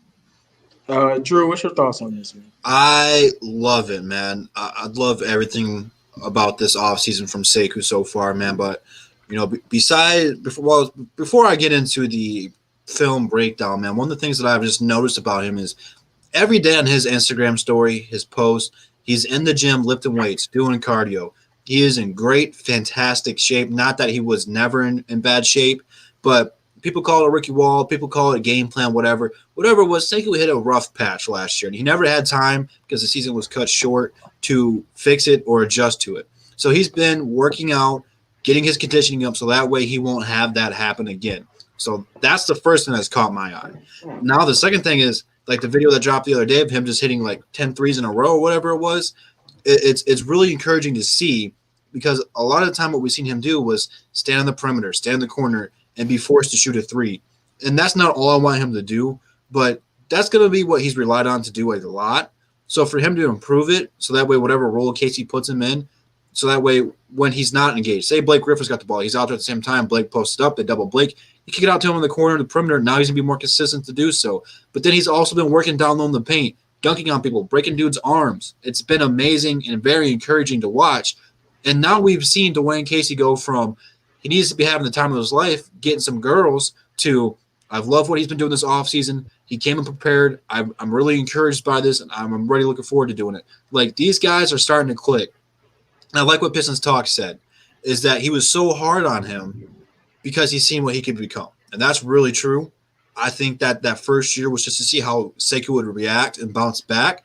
And I think all the negativity, if you want to call it negativity, all the tough love was to get him at this point where he's in the gym every day, working out, working on his game, getting ready for next year, and 100% focusing on basketball. So I think that Dwayne Casey and Sekou, they're going to get along this year. There's not going to be any of those stupid comments that we talked about every week last year. They're going to get together well. They're going to work well together, and Sekou and Casey are going to help each other make the Pistons better. So I'm very much looking forward to this next season, seeing how much Sekou can take a leap in his game. Yeah, Drew, shout out to the Casey fans because I ain't buying none of that. I'm not buying that it's all sunshine and roses. I'm about results. You said all of that talk about how you treated Sekou. All right, well let's see some actual results and let's see him be on the court and not get shunned just because another player is playing well. So we'll see about that. But y'all already know what I got to say about Sekou. Dude's amazing. I don't think any of his videos are a fluke. I think he's gonna be an absolute problem. But we got some breaking news, because the apparently per Pistons Talk. It's like, no, LeBron, AD, and Rondo all probable for game 2. LeBron got a sore groin, AD left finger sprain, Rondo back spasm. And you know what I feel when I see that? The Rockets punked y'all just like everybody said y'all they did. They punked y'all and they broke y'all, got y'all all injured. Talk about y'all probable for game 2. Man, if you don't stop playing and get on the damn basketball court, I swear, really, AD got a sore left spring. When did he sprain his finger? When you was not scoring points in the fourth quarter? Like, if you don't, when PJ Tucker was clamping you, LeBron is old. We know LeBron's gonna play. And if Rondo always has him, so that's not a new thing. Yeah. So LeBron's gonna play. I'm not worried about LeBron playing unless that's a serious injury, but Bron is gonna play. But if Bron has a sore right groin, and we've seen that groin has limited him even this season when it's been sore. So that's a real injury. The man's 35 years of age. I watched my favorite player ever, Kobe Bryant, go through this at the same age. So that groin injury is serious for him.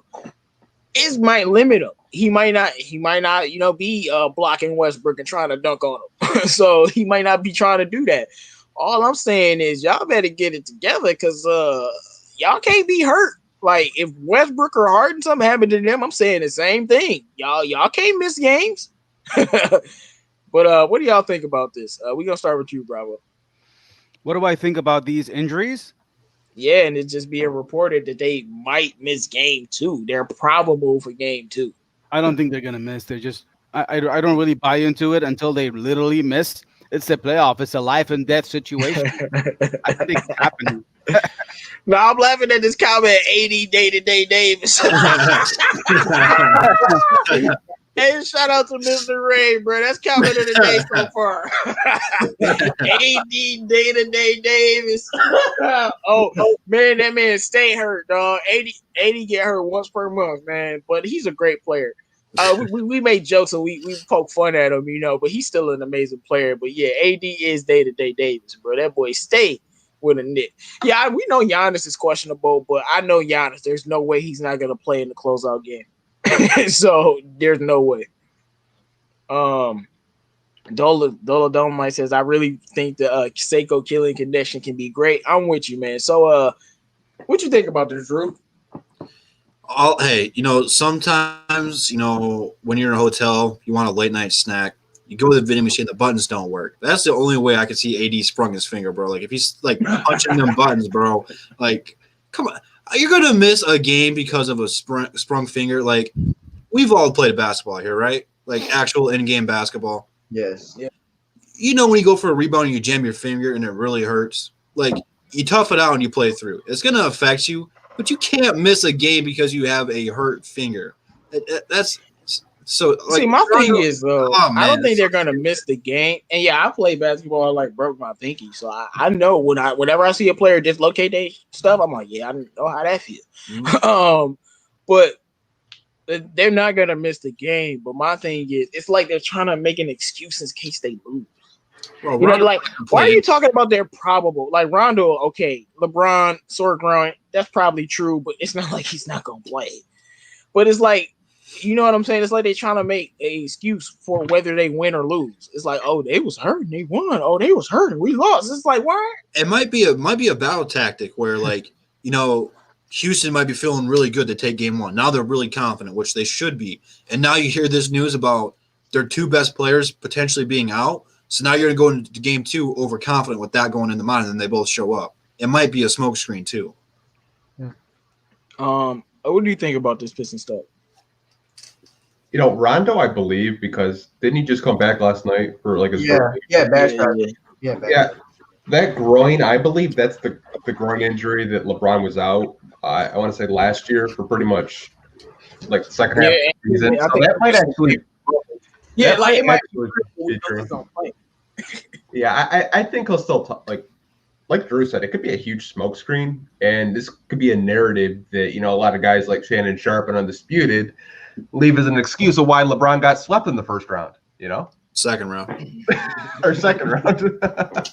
You already know how the media likes to put stuff around with these injuries, but I could see them all playing. Maybe not Rondo because he just got hurt again. Maybe he could have, re-injured his back. But, AD, I feel him. My index finger is still screwed up from a basketball injury. So, but I don't know. Yeah, my thing is I didn't see him get injured at all in the game. And if AD injured, you going to know. He can put a splint on it. He'll be fine.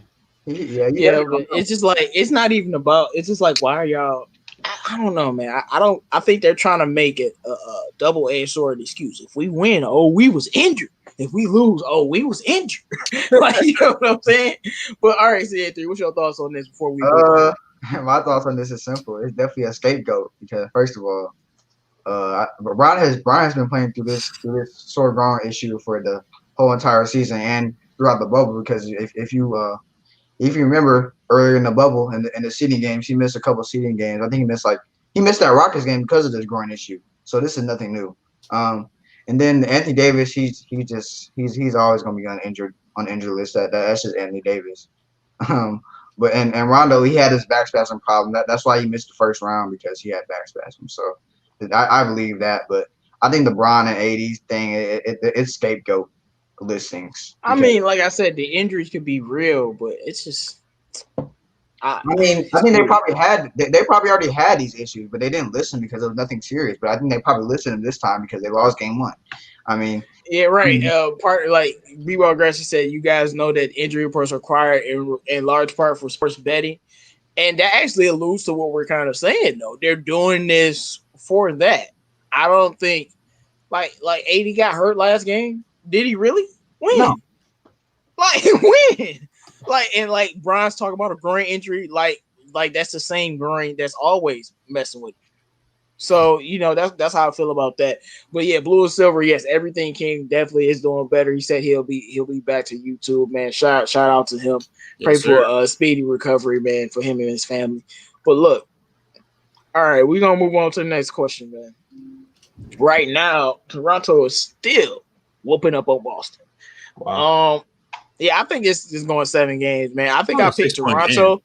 I think I picked for Toronto last week, but I'm going with Boston though to win the series. I'll say it's only a 6-point game, but it's about the way they've been playing all night.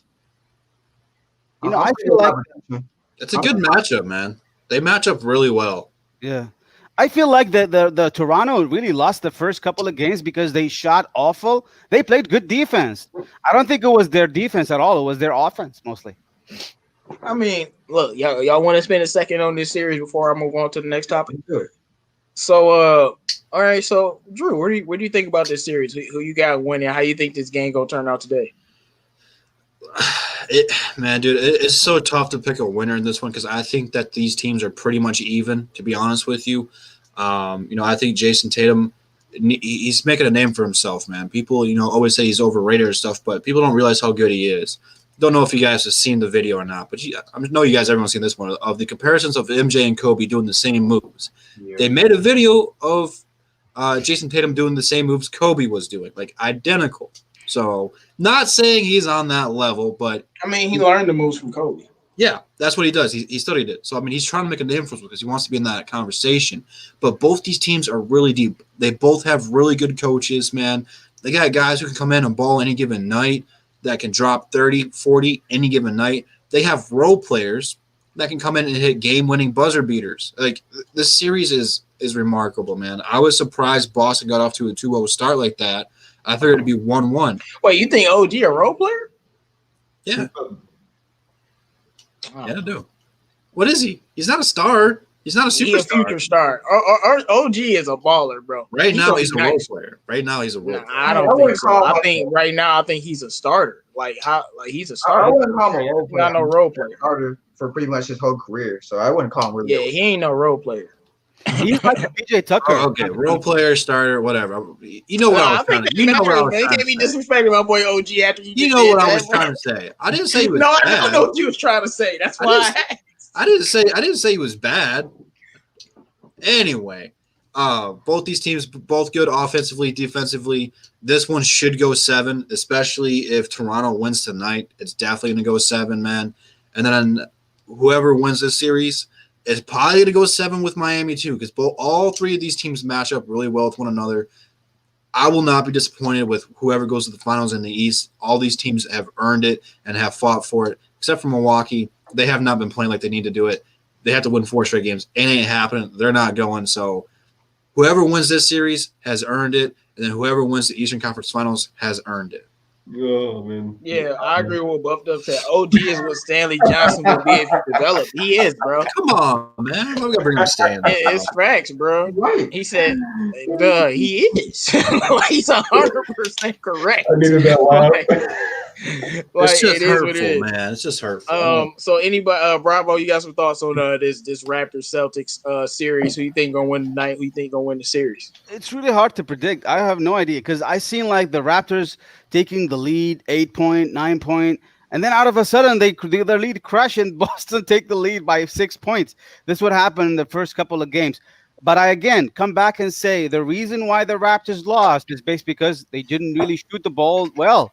Their Siakam is struggling big time so far, but I haven't really. I'm not watching this game, so I haven't seen Siakam. But he needs to make the adjustment, So the Boston Celtics looks like they know the style of Siakam, and I kind of agree with CA3. He just like that spin move a lot. so he just needs to adjust, man. That's what it is. Toronto, and this is why. Go ahead, my fault. Toronto got the champion DNA. They should be able to make the champion this year. Make the championship final this year. I feel like if they win this series, they are able to make the NBA finals. Yeah, dog. I mean, they're not gonna win it, but if the Raptors repeat, the Kawhi gonna be looking funny in the light.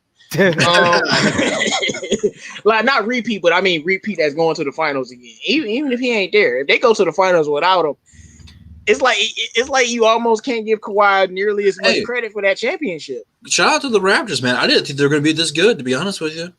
I thought they'd be a playoff team. But no, that's what I wanted to make a point of.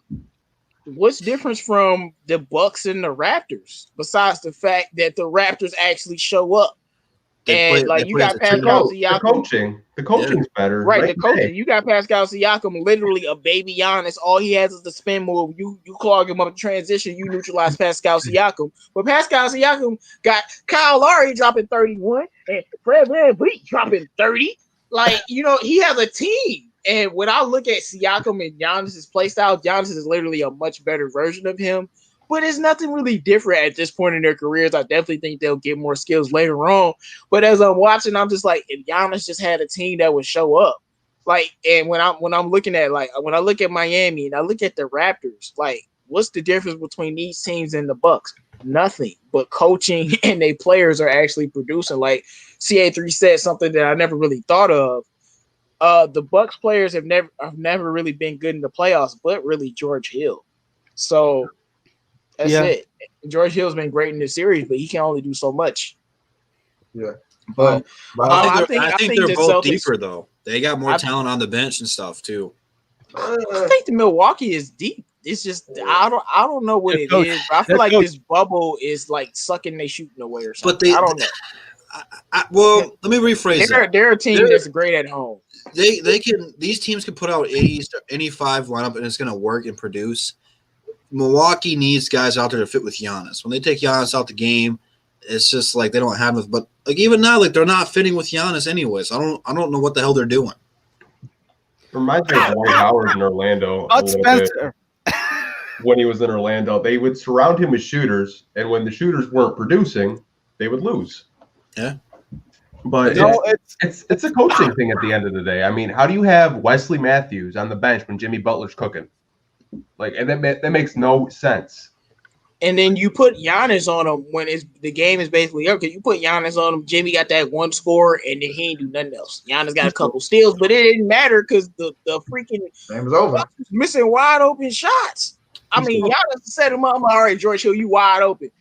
Brooke, you wide open. It slips right out. The real thing here is how stupid is Philly for letting Jimmy Butler go? That could be them right now. They're retarded. That could be up there 3-0 right now in Milwaukee right now, but they didn't see eye to eye. Brett Brown, who's now fired, didn't want Jimmy Butler. He thought we didn't need Jimmy. Idiot. Yo, you guys agree with the comments? Some of the comments say the Bucks missed Don Maker. I think so. No, they can have him back. I can take him back. I don't know about that. Chris Middleton not showing Celtics that season before we traded for him. Bro, they literally traded for him for a guy who doesn't even play in the NBA anymore. I know. Okay, so I want to get my opinion on the series though. But what I was saying, I'm still sticking to my prediction. I think Toronto will pull out this series in 7 games. At first, I picked them in 6 games, but I still think they're gonna win in 7 games. It's just kind of me, I don't like being wrong. I think I've really been wrong during this whole playoffs, except for the Bucks. I've literally been on point pretty much in every series. But yeah, I still think the Raptors will pull out. I'd pull out and win the series. I just think the Raptors. I think they're great at making adjustments. And we saw that last year when it looked like the Bucks were going to easily pull away and get to the finals, but the Raptors were able to win 4 straight games and beat them and get to the finals and actually win the finals. So I just think the Raptors will win because I think they're better at making adjustments. And I think they'll make the finals as well, like I said before the season started. I mean before the playoffs started, before the playoffs started. Well, you probably have the Bucks making the finals, but I thought the Raptors could get to the finals again. Like after I saw the way the Bucks played in the bubble, they didn't look the same. Yeah, but when I'm looking at I picked the Raptors in 7 games, but I'm switching to the Celtics after what I saw Jason Tatum doing. I'm like, damn, got nobody that can guard him. So when I'm looking at that, and then they got Kemba, they got Jaylen Brown. It's just too much talent, and the Raptors will regress to the mean. They'll win these 2 games, but I don't think they're gonna win another game. And if they do, it'll be Game 6. Yeah, but J-Mo, you're missing one thing about the Raptors. They did not shoot the ball. They played terrible offense in the first game. Their defense was decent. I don't agree with that. I watched the game. I just thought the Celtics just whooped their ass. Like like that's what it looked like to me. That as well. No, Siakam was not good. Siakam is the guy. He wasn't good because the Celtics was shutting him down. If Siakam is not going to be the same man last year, in that first game, not going to win it. I don't know. I watched that first game. I mean, I ain't making no excuses for the Raptors. Like it just looked like the Celtics took it to them. The Celtics outplayed them, man. Like simply, I think Pascal. Yeah, Jason Tatum had like 30 points, dog. Like if Jason Tatum is doing that, you're not winning. Okay, I think that Jason Tatum can score 30 in 2 more games in this series, and they'll win. How do you explain Siakam poor shooting effort? I mean, but because they shut him down. Like I told you, he's Giannis. Oh, he's shooting wide open. Threes, they built a wall. They built a wall, and Siakam couldn't do anything. But Siakam has been missing wide open shots. I've seen it. Yeah, but he's also missing at the rim. Like when they build a wall, he can't do anything. I'm watching Jaylen Brown defend Siakam 1-on-1 and shut him down. I watched him do that in game 2. Yes. But what about if Siakam is gonna make the points? That's gonna make a huge difference for Toronto. The series. Yeah, but that's the thing. I don't think Siakam can do it. I don't think Siakam can elevate and be that guy consistently. We'll see. Like they're only winning right now because their guards are playing well. These last 2 games, Kyle Lowry had 30. Yeah. Fred VanVleet had 30 tonight. Fred VanVleet and Laurie got like 18 apiece. How much Siakam? So they're not winning. Siakam has 23. Siakam has 23. So if Siakam is the guy guards, guards don't play well, and I don't think that they're gonna play well that consistent. I mean, if Siakam is gonna remain like game 1 and 2, they're not gonna have a chance of beating the Celtics. But if Siakam make the adjustment, that's it. That's the key for them. There's no one on the Celtics can really. If Siakam is elite shooting, like if he's really hot, red hot, nobody can stop him on the Celtics team. I don't think so. Yeah, but he's not an elite shooter. But he can knock mid-range jumper. He can knock the post. He's been missing a lot of posts. Low posts. He was 13 from 3 tonight. That's horrible. Siakam is not a jump shooter at all. Like he can make a jump shot, but he's not a jump shooter. No, he shot like 43% from 3 last year. I think. Like in the playoffs. He did not. No, he did not. No, you said in the playoffs. I don't know if it's in the playoff or in the season. I can't remember really. Oh no, it definitely wasn't in the season. If it's in the play, I mean, Siakam had an amazing playoff run last year. Yeah, I don't remember, but and he's playing next to Kawhi Leonard, who allowed him that space. Because we see the Boston Celtics. Kemba Walker is playing great. Tatum is playing nice. Brown is all right. You know, they don't have Gordon Hayward, but Toronto. Brown is all right, dog. He's playing around.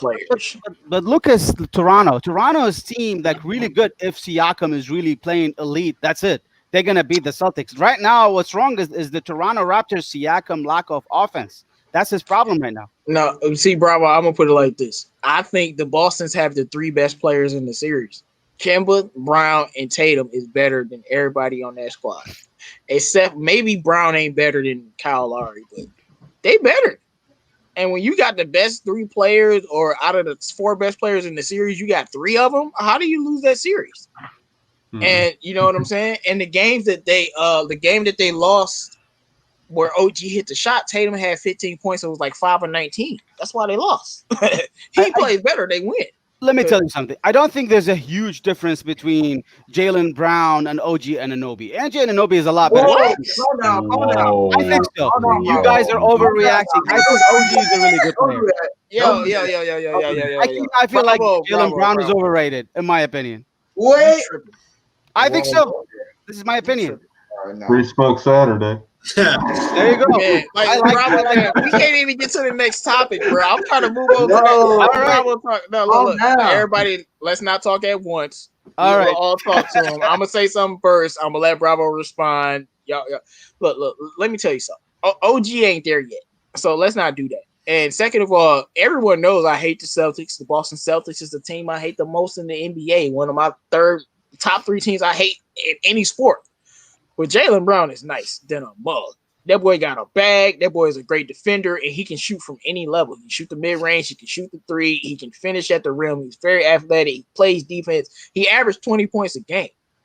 I don't know what you're talking about, bro. Jaylen Brown I just don't like OG ain't there yet, man. No, I don't know if he'll never be as good as Jaylen Brown.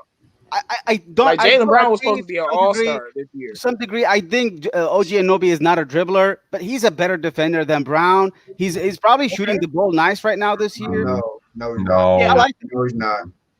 No. You don't think he's a guys- better defender? I think he's you not. guys I are think hating on he's a OG better Anunoby. defender than Jaylen Brown. You guys are hating on OG. He's not a better Anunoby. player. He made that 3-point shot like winner last game. You guys are hating on him. Come on. No, I love OG. I think he's gonna be a very nice player, but like Jaylen Brown is a guy He's that's not Jaylen Brown. like in 5 years from now, Jaylen Brown gonna be top 5 at his position. Like that boy is good. Okay, who's the better So- defender? Who do you take in as a No, defender? OG. Better defender? Okay, OG. there you go. There you go. Yeah, but he's not a better player. Not even close. Yeah, maybe. I think the defense matters the most in those situations in the playoffs. I mean, but Jaylen Brown was locking up Siakam the whole series. Oh, I don't know, man. Except for tonight. I just made a The hot whole mess. series. You know me, I made a hot mess in the end of the show. Right, they telling you to pass the blunt, bro. Like they like. All right, y'all. Let's move on to the Pistons, man. Puff So- pass, man. Man, dude, man. Like I hate defending Celtics players because I hate the Celtics, but I respect Jaylen Brown because I respect how much he improved his game. Like that kid worked hard. You know, he lost his best friend to something tragic, and he worked hard to improve his game. And he's a really good player now. Like I would say, he better than Chris Middleton. And Giannis would be better off with him. I'm being dead serious. Imagine if Jaylen Brown is getting more shots instead of Tatum taking all the shots. I'm not saying they would beat the Heat, but they would be much better off. Like that's how probably good have a Jaylen game. Brown is, huh? They'd probably have a game. That's how good Jaylen Brown is, bro. So, and I'm not saying he's the greatest ever, but that he's a great player. But all right, so DetroitBadBoys.com. You guys can check out the article if you want. They says Christian Wood isn't like a make or break signing. He isn't a person that we have to like sign. Like if we didn't sign him, it wouldn't be the end of the world. And they were talking about how he's a little bit, although he's good and can help us, he's a little bit overrated. And you know, if we're trying to pay him like 17, 18 million, it might just be too expensive. And maybe we don't sign Christian Wood. So my question to you guys is, do you agree with what they're saying that Christian Wood isn't a guy that's a make or break signing that we have to sign? We start with you, C.A.D. I mean, it depends on. That's kind of a tough question. I wouldn't. It depends on the way you define make or break. I mean, I wouldn't say Christian Wood. You know, if we don't sign him, our franchise is over. No, I mean, I don't think he's that kind of player. You know, I mean, like Mr. Ray said, I mean, he's a really good asset, but I wouldn't necessarily say he's a make or break signing. Like if we don't sign him, what we're gonna be doing it's gonna cause us to be doomed for years if we don't sign Christian Wood, because he's just not that. He's not a superstar or nothing, but I mean he's a really good starter at I mean if he reaches his full potential, he's gonna be a really good starter, but he's not gonna be a superstar and maybe not even an all-star. So I mean I wouldn't say he's a make or break signing.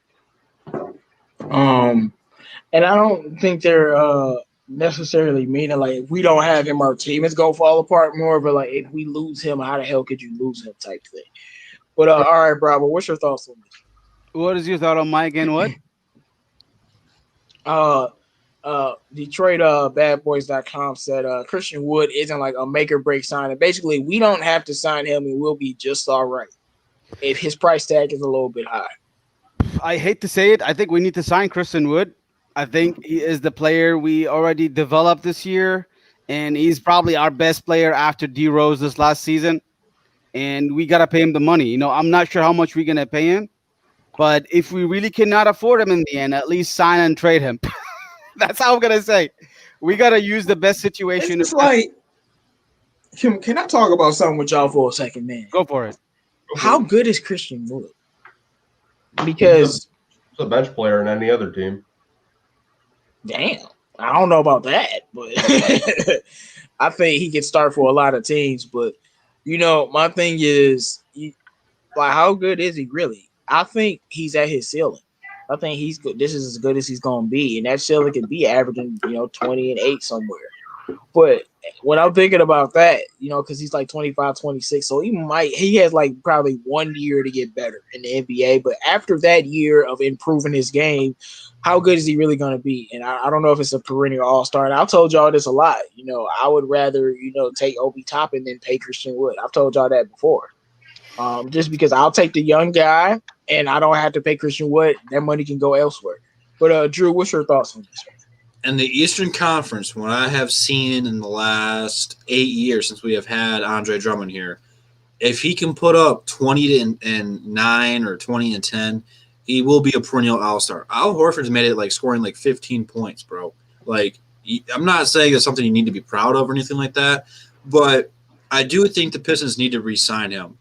I don't know what's going to happen with the salary cap still with all the COVID stuff that's been happening, but you kind of upgraded from Drummond for a team fit, not skill fit, because Drummond is an all-star and he is the league's best rebounder and a solid rim protector, even though people don't want to admit it. But for the modern NBA, Christian Wood is exactly what you want at the big man position. Yeah, he's a little bit undersized, and defensively, I don't think he's quite there yet. I don't know how well he'll progress in that. But offensively, he is what teams look for in a center. Super athletic and can shoot the three. Plus, he's an okay playmaker. I think he can improve that as he gets older and stuff. I think that's what big men really work on as they get older, is their playmaking ability. Now, let me make this perfectly clear, though. I am not a fan of DetroitBadBoys.com. They produce a lot of BS articles, and I don't always see eye to eye with them. So I really don't try to talk about them a lot on my channel because I'll snap on them. I didn't know you had beef with them, Drew. I don't like them, man. I followed them on Twitter when I first started talking Pistons, and about 2 months later, I unfollowed them because they just had some terrible takes. Actually, I think I unfollowed them the day we drafted. Yeah, because when I saw this article, I was like, "What?" I had to read and see what they were talking about, but I'm like, I mean, make or break. It doesn't make any sense. If we don't re-sign them, it's gonna suck. But there's more people out there you can replace, and it's not like he's gonna break our bank if we re-sign him. Right now, who's to say he's gonna get $18 million? Yeah, they said the Pistons don't need to re-sign Christian Wood. Yeah, but looking at it, those 10 games he played well when Andre left, where he did average 20 and 10. But that's only 10 games, man. We can't pay a guy $18 million off of that. So I don't think he's going to go into it expecting that. The Pistons probably aren't going to offer him that right off the rip. Now, maybe New York might because they're the Knicks, but I don't think we're going to have to pay him out of the pocket like that. I think somewhere around 10 to 12 is right around his price range, which if that's what you can do him for, that's a good deal. It's a good deal. Yeah, 187 New Breed. We talked about this on the show before. We talked about how Christian Wood would be a perfect fit for the Rockets. Remember, I told y'all that. I was like, yeah, if he went to the Rockets, it would be a problem. But he got to play better defense, though, because the Rockets play defense now. Look what the Rockets did with Nene. He fit perfectly with them. Right. And Kenneth Faried. Right. So, Pistons talk. Did you go yet? No, but what's really funny about this is I made a video on 2K and I tried paying Christian Wood in free agency less than $18 million, and he went to the Wizards and they paid him $20 million on 2K. Yeah, so 2K, man. Yeah. I know, but it's kind of funny though because if you're thinking about it, you're like, okay, maybe he does get better, like you said, Drew. Maybe he kind of develops into maybe something like a 20 and 10 guy. He could be that guy. We don't know. And we're in an age where small ball is being played more. And Christian Wood is a perfect small ball player. And is he worth overpaying for? No, but I feel like in Detroit, we have to overpay our talent because we're not a, premier destination because we're a small market. So I don't know. I think I've said, 12 to 15 million is fair. I think if you start getting in between 18 and the 20 million, that's where fans kind of are probably going to say, he's not worth it. Just let him go. Kind of like how we did with KCP a few years ago. You guys remember that? He walked away from $16 million over a 5-year period and signs an $18 million with the Lakers. I mean, it could happen. You never know. Yeah, but we went out and traded for Avery Bradley to try to replace him. That didn't work out either. But then that turned into Blake Griffin, so that's okay. There, you never know with these players. I mean, if Christian Wood signs with Rich Paul, he's gone. He's gone. Honestly, but I don't know. Yeah. So Benjamin Foe says we can't pay him $8 million off of 10 games, but y'all will take on Andrew Wiggins' contract. Yeah, Carmelo. did you forget LaMelo Ball or Anthony Edwards comes with that contract? It's not just Andrew Wiggins. That's coming with LaMelo or Edwards, and that's the only reason why we're taking on that contract if we were to do that. But all right, yeah. So what I think about this is, I do think we need to resign Christian Wood, but if we don't, I think it depends on what the price tag is. Because I'm not gonna overpay him, but I do want to re-sign him because if we don't, who's really going to replace him?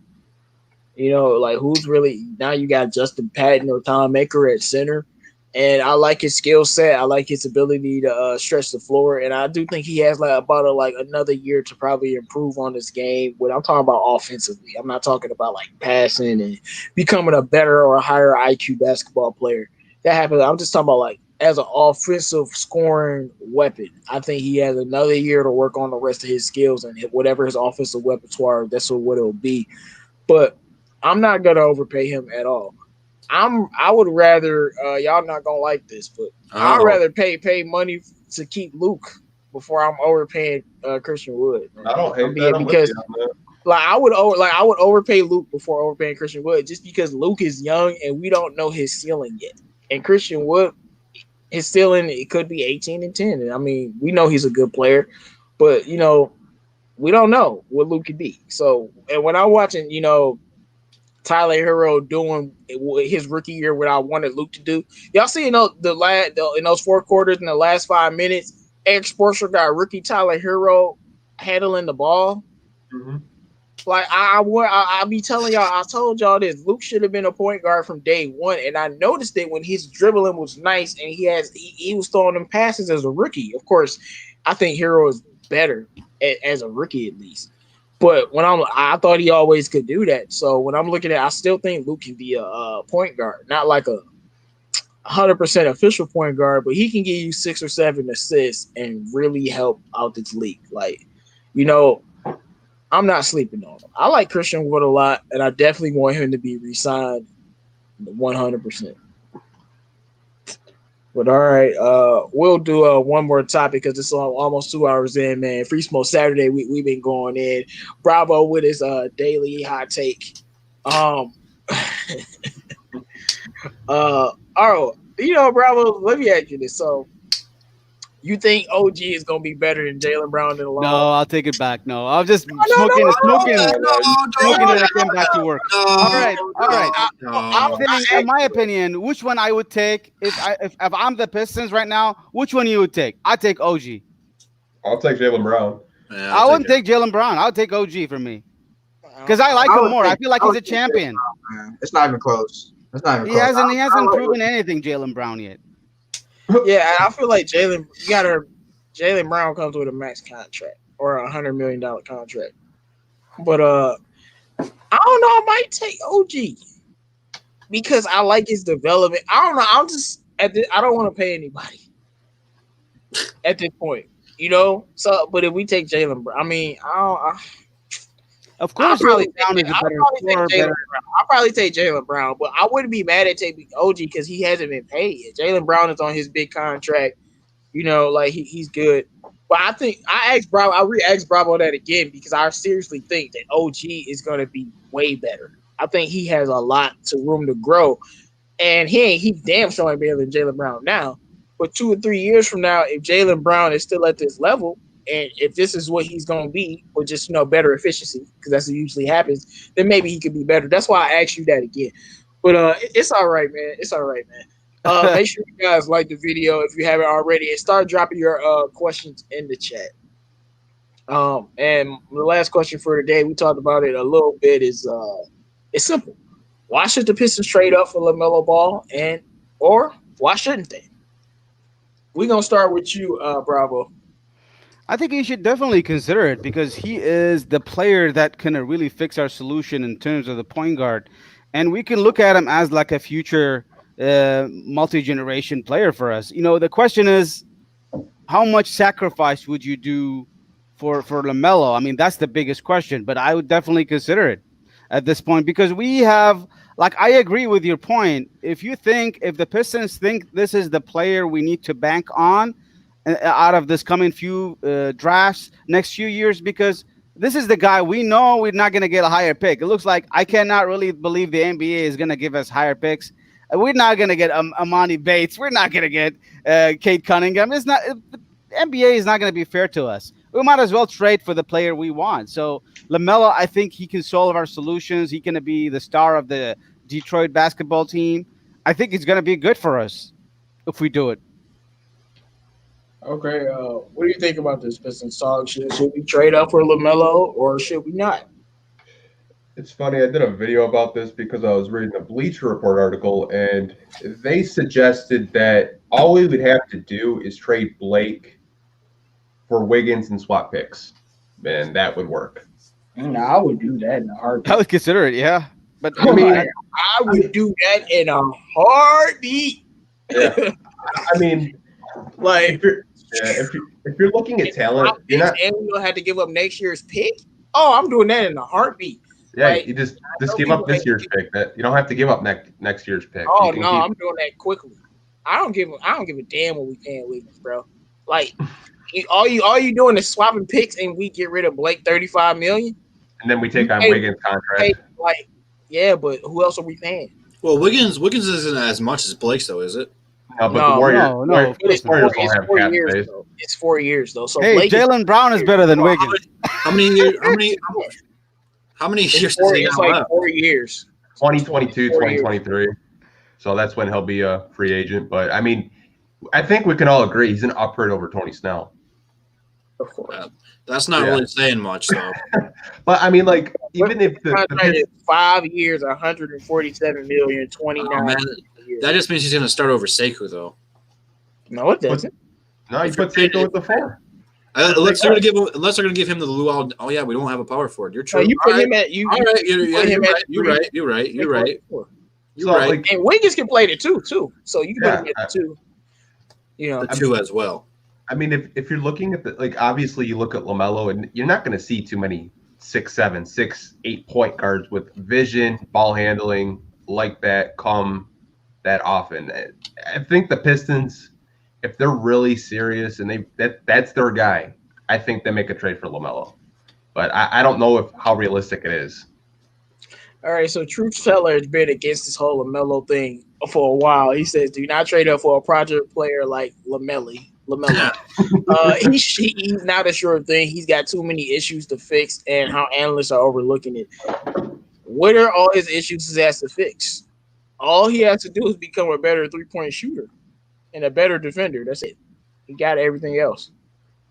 And I'll be honest, and that's what I'm looking at, because when I look at Luka still has the same problem he had year 1, but he has all his other skills. Not saying Melo's on Luka level. Definitely not saying that. But that's what I'm looking at. Ja Morant still got things he can work on. He got tons of weaknesses. He can't play defense. He can't shoot. But he's still Ja Morant. And when we looking at LaMelo, the man, he's 6'7" with great vision, great ball handling, can score with either hand, has floaters. That's what I don't think. He doesn't have that much to work on. All he's going to have to work on for the rest of his career, shot selection, becoming a better 3-point shooter, and defense. Everything else he has it. That's just the way I feel about that with him. But I mean, obviously we should trade up. You already know how I feel. And if you're telling me it's Andrew Wiggins for Blake and a pick swap, oh my God, I would have did that 2 weeks ago. Oh man, and y'all know I hate Andrew Wiggins as a player, but he's young, still young. Yeah, he's still young, and I know Pistons fans don't like him, but you have to realize our cap situation.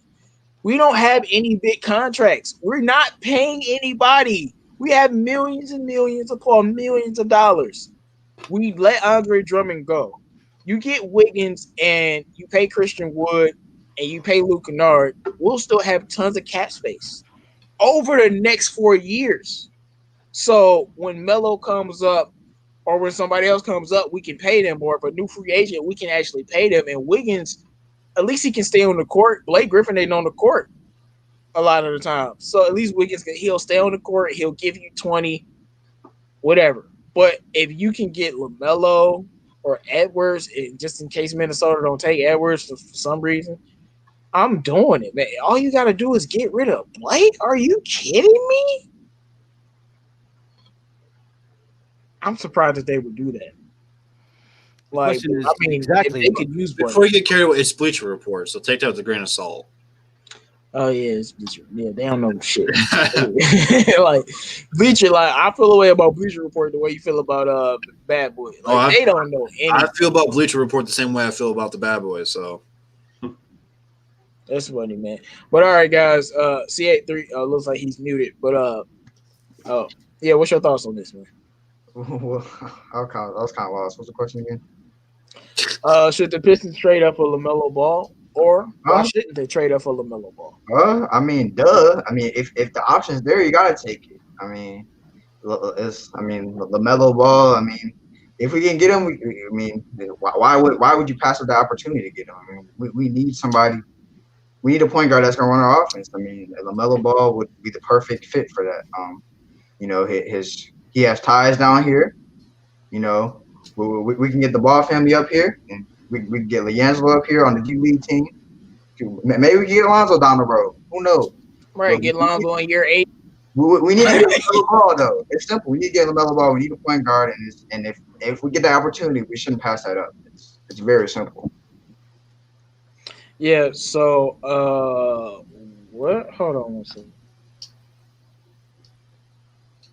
I heard something randomly. I don't know what that was. That's the ESPN. But yeah, and Mr. Ray 93, that's exactly what I was talking about. We're complaining about paying Wiggins as if we have a lot of huge contracts or we're in cap hell. We aren't. Like a lot of more than 50% of the reason why Drummond isn't a Detroit Piston is because they didn't want to pay him all that money. So now that he's gone, everything is free up. And once LaMelo rookie deal is up, Wiggins would be out of here. He'd probably be traded, and you could just pay Melo. And that's what I was thinking about it. So, but all right, make sure you guys drop your questions in the chat. Any questions that you have. So, True Seven said LaMelo can't shoot. Serious issues with jump shot mechanics. He doesn't finish well. Has no interest in defense. His pick and roll defense was the worst of all of the pick guards and the drafts. He's not a good defender. And the sample size of the NBL was extremely small. And to say he's not a good finisher, that's just a lie. Like he's a great finisher. He can finish with either hand. And his jump shot, I don't think his mechanics are. He definitely has to change his jump shot. But look at Lonzo, man. As long as you have something, you don't have to be able to shoot, but you got to be able to do something else. And Lonzo changed his shot, and it worked. I think Melo can do the same thing. But if you're telling me his only issues is defense, that can be worked on. And half of the point guards don't play defense in the league anyway. So what are we talking about? Like, they don't play defense. It's only the ones that play defense. We can name them by name. And you can teach player defense in general, but the offense, it's really hard to really teach player offense and shooting. They can get to shooting level, but talent comes with offense. Yeah, Truth Teller, I might have to get you on here because I don't know what you're talking about. He said we caught up in the hype versus the actual production. I've been talking about Melo for years, and I'm looking at Lonzo, bro. He has better handles than Zoe did, not as athletic, and he almost has the same amount of vision. And I just don't get it. Like, I don't get how you don't think Melo, all the people that don't think he's going to be a good player, I just don't understand. After seeing what John Morant was doing, how can you think Melo will be that much worse than him? I mean, the man's 6'7". Like, he's 6'7" with handles and can score and vision. I don't know how that could be hype. You know, like what are we talking about, guys? What are we talking about? I think it's what do y'all guys think? It's like a common complaint though. Like when you go on YouTube channels, like he doesn't lock in on defense, but it's not to say he's not capable of playing defense. Exactly. Yeah, like people said Lonzo wasn't going to be a good defender. You saw how that turned out. Now I don't think Melo has those same instincts, but like we don't know where that's going to go. And like I said, when your only flaws is being a better shooter and playing defense, like Luka can't play D and he can't shoot. What we talking about? You know what I'm saying? Russ ain't a good shooter. He can play D, but he hasn't been a good shooter his entire career. But when you can do other things, Luka can give you 10 assists. Russ can give you 10 assists. Melo can give you 10 assists. And that's the difference. When you can break down a defense off the dribble, that's the difference. When you are 7 foot and you can just put a floater over a smaller guard. So I don't know, man. I don't know what you're talking about, man. Killian better than who? I hope he ain't talking about Melo. Prime CP3 versus Prime Russ. Prime Russ.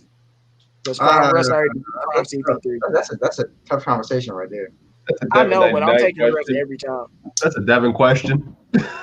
I mean, I think. No, it's just Mr. Ray. I'm taking Russ every day. I'll take CP3 to make Devin happy, but I do think Russ is better. But I'll take CP3. Prime CP3 is a problem, but I'll take Prime Russ though. And Devin stay hating on. He stay hating on Russ, bro. How is he not John Morant? Did you forget John Morant spent 2 years in college? Rookie John Morant ain't better than LaMelo. Not rookie, but year one John Morant isn't better than LaMelo. People forget that Josh spent 2 years in college.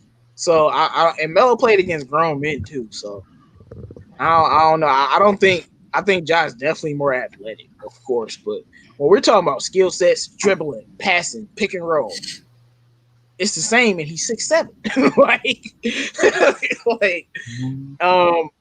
Ray says he will average 8 assists in his rookie year. If he goes to Charlotte, he won't. I'll tell you that because they got too many ball handlers. You don't want to debate J-Mo. Hey, man, look, Truth Teller can come on the show and we can have this LaMelo Ball debate. I'm all for it. Like, we can talk. Like, I've talked to, Lonzo detractors, Stafford detractors, anybody. We definitely can have a conversation about it. This was this for the platform. We always encourage the subscribers to come over here, but it's Free Smoke Saturday. So if you say something dumb or crazy, we're going to put you in a pressure cooker. Devin99 says, I mess with Russ, but CP3 too great. I don't know what you're talking about. Russ better. But we've already had that discussion. He says, name me one pass first point guard leading his team to a chip since he's passing so great. Well, that's not all that he does. He can score the ball. But when you look at that pass first point guards, man, it doesn't matter. Like, those are like throwback guys. Like, you're not going to tell me Lonzo couldn't be the second best player on the championship team with Zion. Or the third best player because they got Ingram too. And he's not a pass first point guard, actually. He score first. His vision is just out of this world. Kyle Lowry is a fast first point guard. Right. Yes, he is. They didn't win a chip. But they only won because KD wasn't playing. He said he meant the CP3 versus Russ debate. I don't know. I don't know. Hey, man, we can have a debate, but Russ better, dog. That'll be a close debate, but I think Russ will edge him out. Like, Prime Russ will edge him out. And this is my thing. We can debate, but it's like Russ better, and he's beating CP3 in the playoffs. I never one of CP3's biggest meltdowns was against Russell Westbrook. Like, we forgetting revisionist history. People forget that stuff because they live in 2020. But I still remember he turned that ball over against Russ, and they lost the series because of that. So. And then he beat that's what I'm looking at. And it's not always about head-to-head matchups. Like, if you got like Damon Russ, they've only played once, but he's played CP3 like 3 times. Like, that's a big enough sample size for you to say, like, you play each other once. You know what I'm saying? I'm not acting like it's not close. It's extremely close. CP3 is top like 6 or 7 point guard ever. Like, the man is amazing. I just think Westbrook a top 5 point guard of all time, and people ain't giving his credit. I can't give him that yet. I'm not gonna give him that. Yeah, man. Yeah, okay. Show me the triple doubles. I mean, if he was a chip, yeah, he's top 5. But he's top 5. But if he was a chip, he's definitely top 5. That's no debate. But he ain't there yet. Like, they winning this year. They winning this year. Easily. Chip, and I'll put you in the top 5. Even if he's not in top 5, would he top 8? Like, what are we talking about? I mean, obviously top 8, but I'm saying, like, if he was I think he's top 5 right now. The man averaged a triple double for 3 straight years. Nah, I can't give him that. I can't give him top 5. So with that logic, Oscar Robinson's a top 5 point guard? No, he's under Russ. Oh. No, but yes, Oscar Robinson's a top 5 point guard. What are you talking about? Top 5 point guards before it was Magic, Oscar, and Isaiah, and then they would throw what's his name, Stockton and Kidd and Nash. But we looking at it, you got Magic, you have Steph, of course, and then you got Isaiah, and you got Oscar and Russ, bro. Y'all cannot like it, but No. when Russ win that chip, what are we talking about? If he wins a chip, he's the top 5, no debate. But I mean, he got to win a chip before I call him top 5 point guard ever. He top 5 right now, bro. He wouldn't even be in my top 5 right now. You don't have to be. He top 5, bro. I mean, Magic, Isaiah, Stockton. I mean, Nope. You don't have I think Stockton. he better than Stockton. Like Top we saying, one. Russ got to be winning to be top 5, but Stockton just cool. Yeah, I think you can make a debate that Russ is better than Stockton. You can make a debate. Like I think he's right at 5 under Oscar, man. Like I think who are you gonna put if you're not putting Russ there? Who are you putting there? I think I like Stockton. Don't get me wrong, but I think he's overrated, bro. Like Probably No, I'm Curry. asking you because I think you're not putting Russ there. Who are you putting there? him as an all-time great. He's an overrated all-time great, bro. Like him as an all-time great. I'd have to put like Curry 4th overall, just because of the impact he's had, and he's a generational talent. But I don't even know what. Like who are you putting number 5 though? I'm trying to think. I don't know. See? Like he would I mean, definitely be in my top 10, but I think you could put Jared Russ there. He's a point guard. No, he's a shooting guard actually. He played more point guard than a shooting guard, bro. He's a point guard. They list him as a shooting guard. Yeah, but if you look at his overall career, he played more point guard than shooting guard. He started. Yeah, Steven Adams is not Karl Malone exactly. I mean, Stockton wouldn't be nothing crazy without Karl Malone. He wouldn't be considered all-time great without Karl Malone. I stand by that. PD Sports says that he actually likes my top 5 point guards, man. He knows, man. I don't know, man. I've been looking at the top 10 point guards, man. Some of these lists are terrible, bro. He ranked Bob Cousy over Bob Cousy from the 70s. Yeah. They ranked him over Westbrook. Yeah. But I don't know, man. Bob Cousy was a bad brother. He was a bad brother. See, they keep ranking John Stockton and Curry over Isaiah Thomas. That's really starting to piss me off. Yeah, I don't even. Yeah, no, Bob Cousy is not better than Westbrook. But no, there's no way. Isaiah Thomas is the second greatest point guard of all time at this point. Steph Curry needs the final MVP to surpass him. Yeah, ESPN's got Jason Kidd and Steve Nash over him. Over Westbrook. How can you say that? Over Westbrook. No. Oh, no. We thought you were talking about Zeke, bro. No, I'm talking about Zeke. I don't understand. No. They have Zeke at 5. No, I'm talking about just Zeke, just in general. I don't understand how you can disrespect a guy. He dominated probably the toughest era in basketball. He dominated the toughest era of basketball. I'll show you. I'll show you what ESPN has for their top 10 points. I never understood. I've seen this already. Okay. I never understood. That's idiot. Basically, it would be like not giving Steph Curry his flowers right now. And people be like, well, you know, this player is better than Steph, and this player is better than Steph. But then they'll be like, but didn't Steph beat LeBron 3 times? Like, how is he not? And that's the same thing. Didn't Isaiah whoop on Magic and Jordan and Larry Bird? And they won back-to-back championships. And he has his Finals MVP. And he averaged 19 and 10 for his career, top 10 in assists. What are we talking about, man? So when I just see that, it's just very, very disrespectful. But Kidd got a ring. Definitely, he did get a ring with Dirk, and I was happy for Jason Kidd and Dirk because he's one of my favorite players ever. Mm-hmm. But like when you look at it, if you don't want to put Russ top 5, cool. But when you look at it, it's not really that many point guards you can put over Westbrook when we're talking about even top 7, top 8. Reggie it's just not that many. And I feel like this era of people said what? He said Reggie Jackson. Hey, hold up, man. Let's stop the presses real quick. Why are Nuggets like working the Clippers right now? They're working them though, for real. Because Reggie's not in the game. All right, I want the Nuggets to win. I would love to see them winning. Man, they got the wrong Bobby Smurder out there, bro. They ain't free the right one. They ain't free the right Bobby Smurder. Ooh, and one. But make sure you guys drop your questions. Why don't the Nuggets play ball? Why is that? Because he's terrible defensively. He's a liability. I mean, it's kind of hard to put him out there in this kind of what? Yeah, he'll get blocks, but like other than that, he gets beat really easily. He's not there yet. Yeah, he's the other shift. I don't know about that. I think he might be a little bit out of position. Like I think, I definitely think Bobo could guard Marcus Morris or Zubac. He can guard Shamit. Like, come on. No. Like Bobo should be playing, like for real. They'll probably get rid of him. I don't know.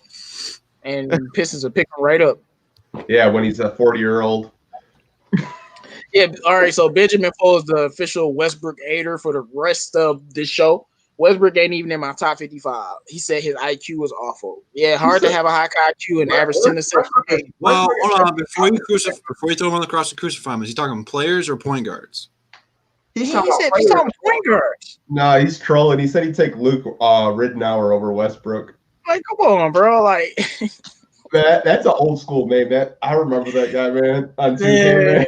All right, man. Look, we'll end it if you guys don't have any more questions to drop in the chat. It's been fun. So like, that's a fun social experiment, man. Because I feel like Westbrook greatness is just disrespected. But once him and Harden win that ring this year, it's a wrap for all the haters.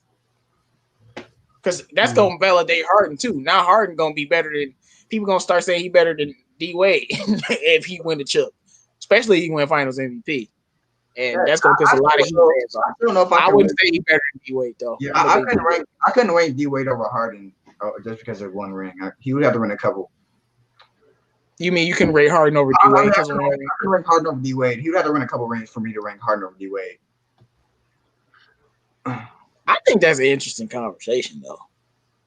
No, but D Wade still owns probably one of the most impressive playoff runs ever. You can't take that away from him. I would say Harden is like, I would say D Wade is the third overall point guard of all or shooting guard of all time. Yeah, but you could argue Harden is obviously the greatest scorer of this era. He top 3 scorer of all time, man. And if he gets he can pass better than D Wade. Not saying he's better than D Wade. I'm not saying that. But when you look at that and he gets a Finals MVP, I mean, and he has a regular season MVP, averaging 35 points a game, bro. It comes to a point where it becomes a real conversation. I'm still taking D Wade because I just trust D Wade in the clutch. Harden's not clutch for me to take him over D Wade. But I'm not gonna argue you taking Harden over D Wade, bro. If Harden wins a champ, like the man is like the greatest scorer of this era. I know Drew put KD over him. I understand that, but I think Harden's the better scorer. KD is just a better player. But it is what it is. What do you guys think about the latest announcement? Giannis is the Defensive Player of the Year. We got Montrezl Harrell as the Sixth Man of the Year. We got Ja Morant as a Rookie of the Year. What do you guys think about these? I don't have a problem with really any, except for maybe I think maybe Sixth Man of the Year. I think Schroeder may have got. I think Schroeder could have got it, just considering how big of underdogs the Thunder were at the beginning of the season. I feel like Schroeder kind of deserved the award over Montrezl Harrell, but I'm not mad that Montrezl Harrell got it because he deserved it.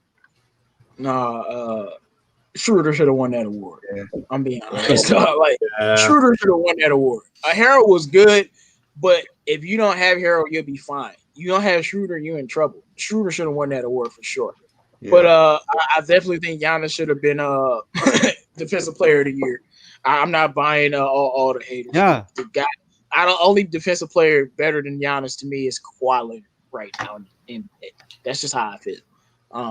But all right, guys, we about to wrap up the show. We've been on for 2 hours and 17 minutes. God dang, it's Free Smoke Saturday. Let y'all know, man. We just provide the content for you guys. We're going to watch some more of the NBA games later and get to it all next week. Make sure you check out the DSA website. Make sure you subscribe to Pistons Talk and Detroit Drew and CA3 Sports Talk and Bravo. Make sure, of course, you subscribe to 313 JMO. Road to 1K. We getting there. Make sure you guys like the video. We about to do final thoughts, man. Let's get it. Bravo, your final thoughts? Hey, it's a great show. Good to see you guys. Looking forward for next week. We'll do hopefully more talk every week, and we'll do some hopefully draft analysis. Hopefully we'll go for the Pistons in the future. And I think in the next couple of weeks we will see the Pistons training camps. Let's hopefully that they're going to have some improvement and we see surprises because we would love to see surprises for the Detroit Pistons. That's it for me. Okay, we got it.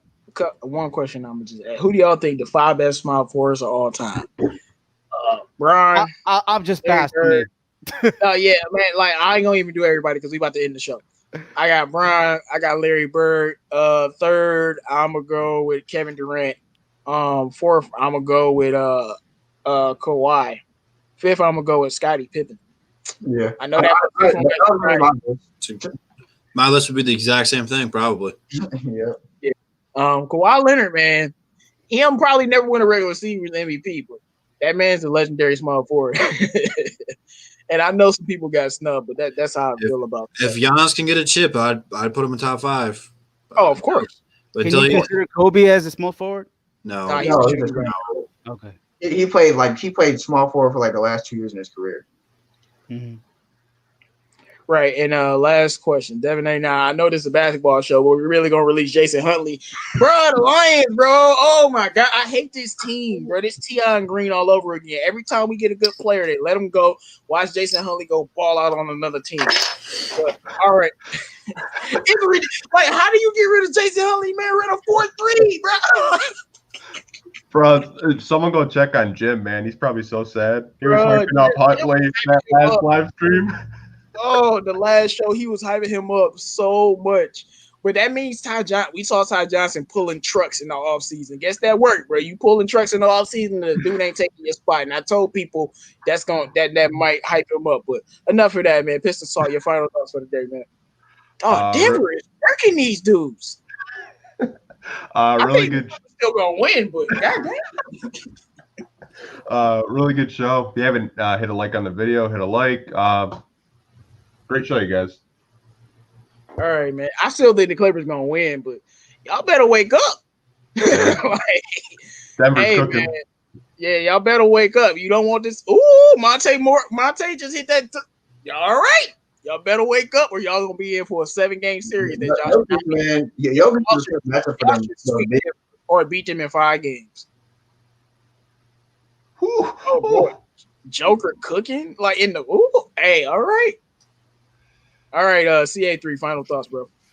It was a great show. Bravo had to have some hot takes in there as well. It was nice to talk about the playoffs and make our mock drafts. It was a really good show, and I can't wait to be on here next week because I know there's gonna be some more stuff happening in the NBA world. Yeah, and I do want to say bravo. Like, I'm not making a joke. I'm dead serious. I love your hot takes because we need somebody that thinks a little bit different. We need to skip Baylor.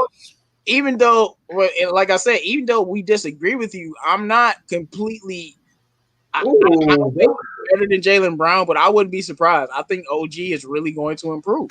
So I understand that. But like it's okay, man. Everybody got a hot take. I just said Westbrook was a top 5 point guard. Y'all trying to come at me for that. So we always do this, man. But all right, Drew, final thoughts, man. Hey, man, great show before I head out and take a couple days off from YouTube. So if you guys do not see the upload from me, do not worry. I will be back Tuesday. I will be going live Tuesday. So mark your calendars for that. You do not want to miss it. I got a lot of stuff going on for that one. So stay tuned, man. Stay tuned. Make sure you guys like the video. JMO's almost at 1K. JMO, man, I want you to be at 1K every time I come back, bro. Can you do that? Man, definitely. As long as y'all support, man. Definitely check out his live stream on Tuesday. Make sure you guys all stop by for that. This mock draft show was fun. We can't wait. We hope the NBA gets a little bit better. And is that Reggie Jackson? Yes, sir. Well, I don't think that was him. I think that was some. No, he is on the court though, but that wasn't him. He just hit a 3. He just hit a 3 just now. He didn't make the shot. No, I was looking at Will Green or whatever his name is. Green. Jermichael Green. Yeah. 33-18. Oh my gosh. But all right, guys. I'm about to wrap it up. Shout out to everybody, man. This is DSA Above the Rim. We appreciate you guys always stopping through and supporting us. We'll be here next week. Free Smoke Saturday on Drew's channel, man. We out. Yes, sir. If it would let me leave. He's doing the same thing he was doing earlier. All right, man. Now we out.